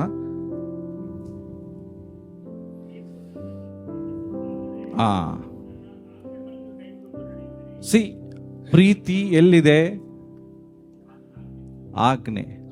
ಒಂದು ಹೆಂಡತಿ ಗಂಡನ ಬಹಳ ಪ್ರೀತಿಸ್ತದೆ ಹೇಳಿದ್ರೆ ಹೆಂಗೆ ಗೊತ್ತಾಗ್ತದೆ? ಗಂಡ ಹೇಳಿದ ಎಲ್ಲ ಮಾತನ್ನು ಅವಳು ಕೇಳ್ತಾಳೆ. ಗಂಡನನ್ನು ನೋಯಿಸುವುದಿಲ್ಲ, ಗಂಡನ ಹೃದಯನ ಅರ್ಥ ಮಾಡ್ಕೊಳ್ತಾಳೆ, ತನಗಾಗಿ ಜೀವಿಸುವುದಿಲ್ಲ, ಗಂಡನಿಗಾಗಿ ಜೀವಿಸ್ತಾಳೆ. ಇದು ಹೆಂಡತಿ ಮಾಡುವ ರಿಯಲ್ ಪ್ರೀತಿ. ಸೇಮ್ ಥಿಂಗ್ ನಾವು ದೇವರಿಗೆ ಮಾಡುವ ಪ್ರೀತಿ ಏನು ಗೊತ್ತಾ? ನಾವು ನನಗಾಗಿ ಜೀವಿಸುವುದಿಲ್ಲ, ಕರ್ತನ ಏನೇನು ಹೇಳ್ತಿರ್ತಾನೋ ಅದ್ರ ಪ್ರಕಾರ ನಾನು ಮಾಡ್ತೇನೆ. ಕರ್ತನನ್ನು ಪ್ರೀತಿಸುವಾಗ ದೇವರು ಹೇಳ್ತಾರೆ, ಫಸ್ಟು ನನ್ನ ಕುರಿಗಳನ್ನು ಕಾಯಿ. ಅರ್ಥ ಏನು ಗೊತ್ತಾ? ನನ್ನ ಸೇವೆಯನ್ನ ಮಾಡು. ದೇವರನ್ನ ಪ್ರೀತಿಸೋರು ದೇವರ ಸೇವೆ ಮಾಡ್ತಾರೆ. ದೇವರ ಸೇವೆ ಅಂದ್ರೆ ಏನು ಗೊತ್ತಾ? ಸೇವೆ ಅಂದ್ರೆ ತನ್ನ ಆಸೆ ಆಕಾಂಕ್ಷೆಗಳನ್ನು ತ್ಯಾಗ ಮಾಡಿ ಕರ್ತನಿಗಾಗಿ ಜೀವಿಸುವುದು ಸೇವೆ. ಸ್ಯಾಕ್ರಿಫಿಷಿಯಲ್ ಇಲ್ಲದೆ ಮಿನಿಸ್ಟ್ರಿ ಮಾಡೋಕ್ಕಾಗಲ್ಲ. ಓಕೆ, ಸೊ ಅದಕ್ಕೋಸ್ಕರ ಪ್ರಿಯರೇ, ನೀವು ಕರ್ತನನ್ನು ಪ್ರೀತಿಸುವುದಾದ್ರೆ 2 ಕಾರ್ಯ. ಒಂದು, ಆತನ ಆಜ್ಞೆಗಳನ್ನು ಕೈಗೊಳ್ತೀರಿ. 2ನೇದು, ಆತನ ಸೇವೆಯನ್ನು ಮಾಡ್ತೀರಿ. ಇವತ್ತು ದೇವರು ಪೇತ್ರನಿಗೆ ಕೇಳಿದ ಪ್ರಶ್ನೆ ನಿಮಗೆ ಕೇಳ್ತಿದ್ದಾರೆ, ನೀವು ನನ್ನನ್ನು ಪ್ರೀತಿಸ್ತೀರಾ? ಎಂಥ ಪ್ರೀತಿ? ಅಗಾಪೆ ಪ್ರೀತಿ. ಈ ಪ್ರಶ್ನೆ ಕೇಳುವಾಗ ನೀವು ಸಹ ಎಷ್ಟು ಕರ್ತನಿಗೆ ಹರ್ಟ್ ಮಾಡಿದ್ದೀರಿ, ಕರ್ತನಿಗೆ ಎಷ್ಟು ಸಾರಿ ನೀವು ಅಲ್ಲಗೆಳೆದಿದ್ದೀರಿ, ಕರ್ತನಿಗೆ ಕೊಡಬೇಕಾದ ಸ್ಥಾನ ಎಷ್ಟು ಸಾರಿ ಬೇರೆಯವರು ಕೊಟ್ಟಿದ್ದೀರಿ. ಆಲೋಚಿಸಿ ಉತ್ತರ ಕೊಡ್ರಿ. ನಾನು ಎಷ್ಟು ದೇವರನ್ನ ಪ್ರೀತಿಸ್ತೇನೆ. ನಾವೆದ್ದು ನಿಂತುಕೊಂಡು ಪ್ರಾರ್ಥನೆ ಮಾಡಿ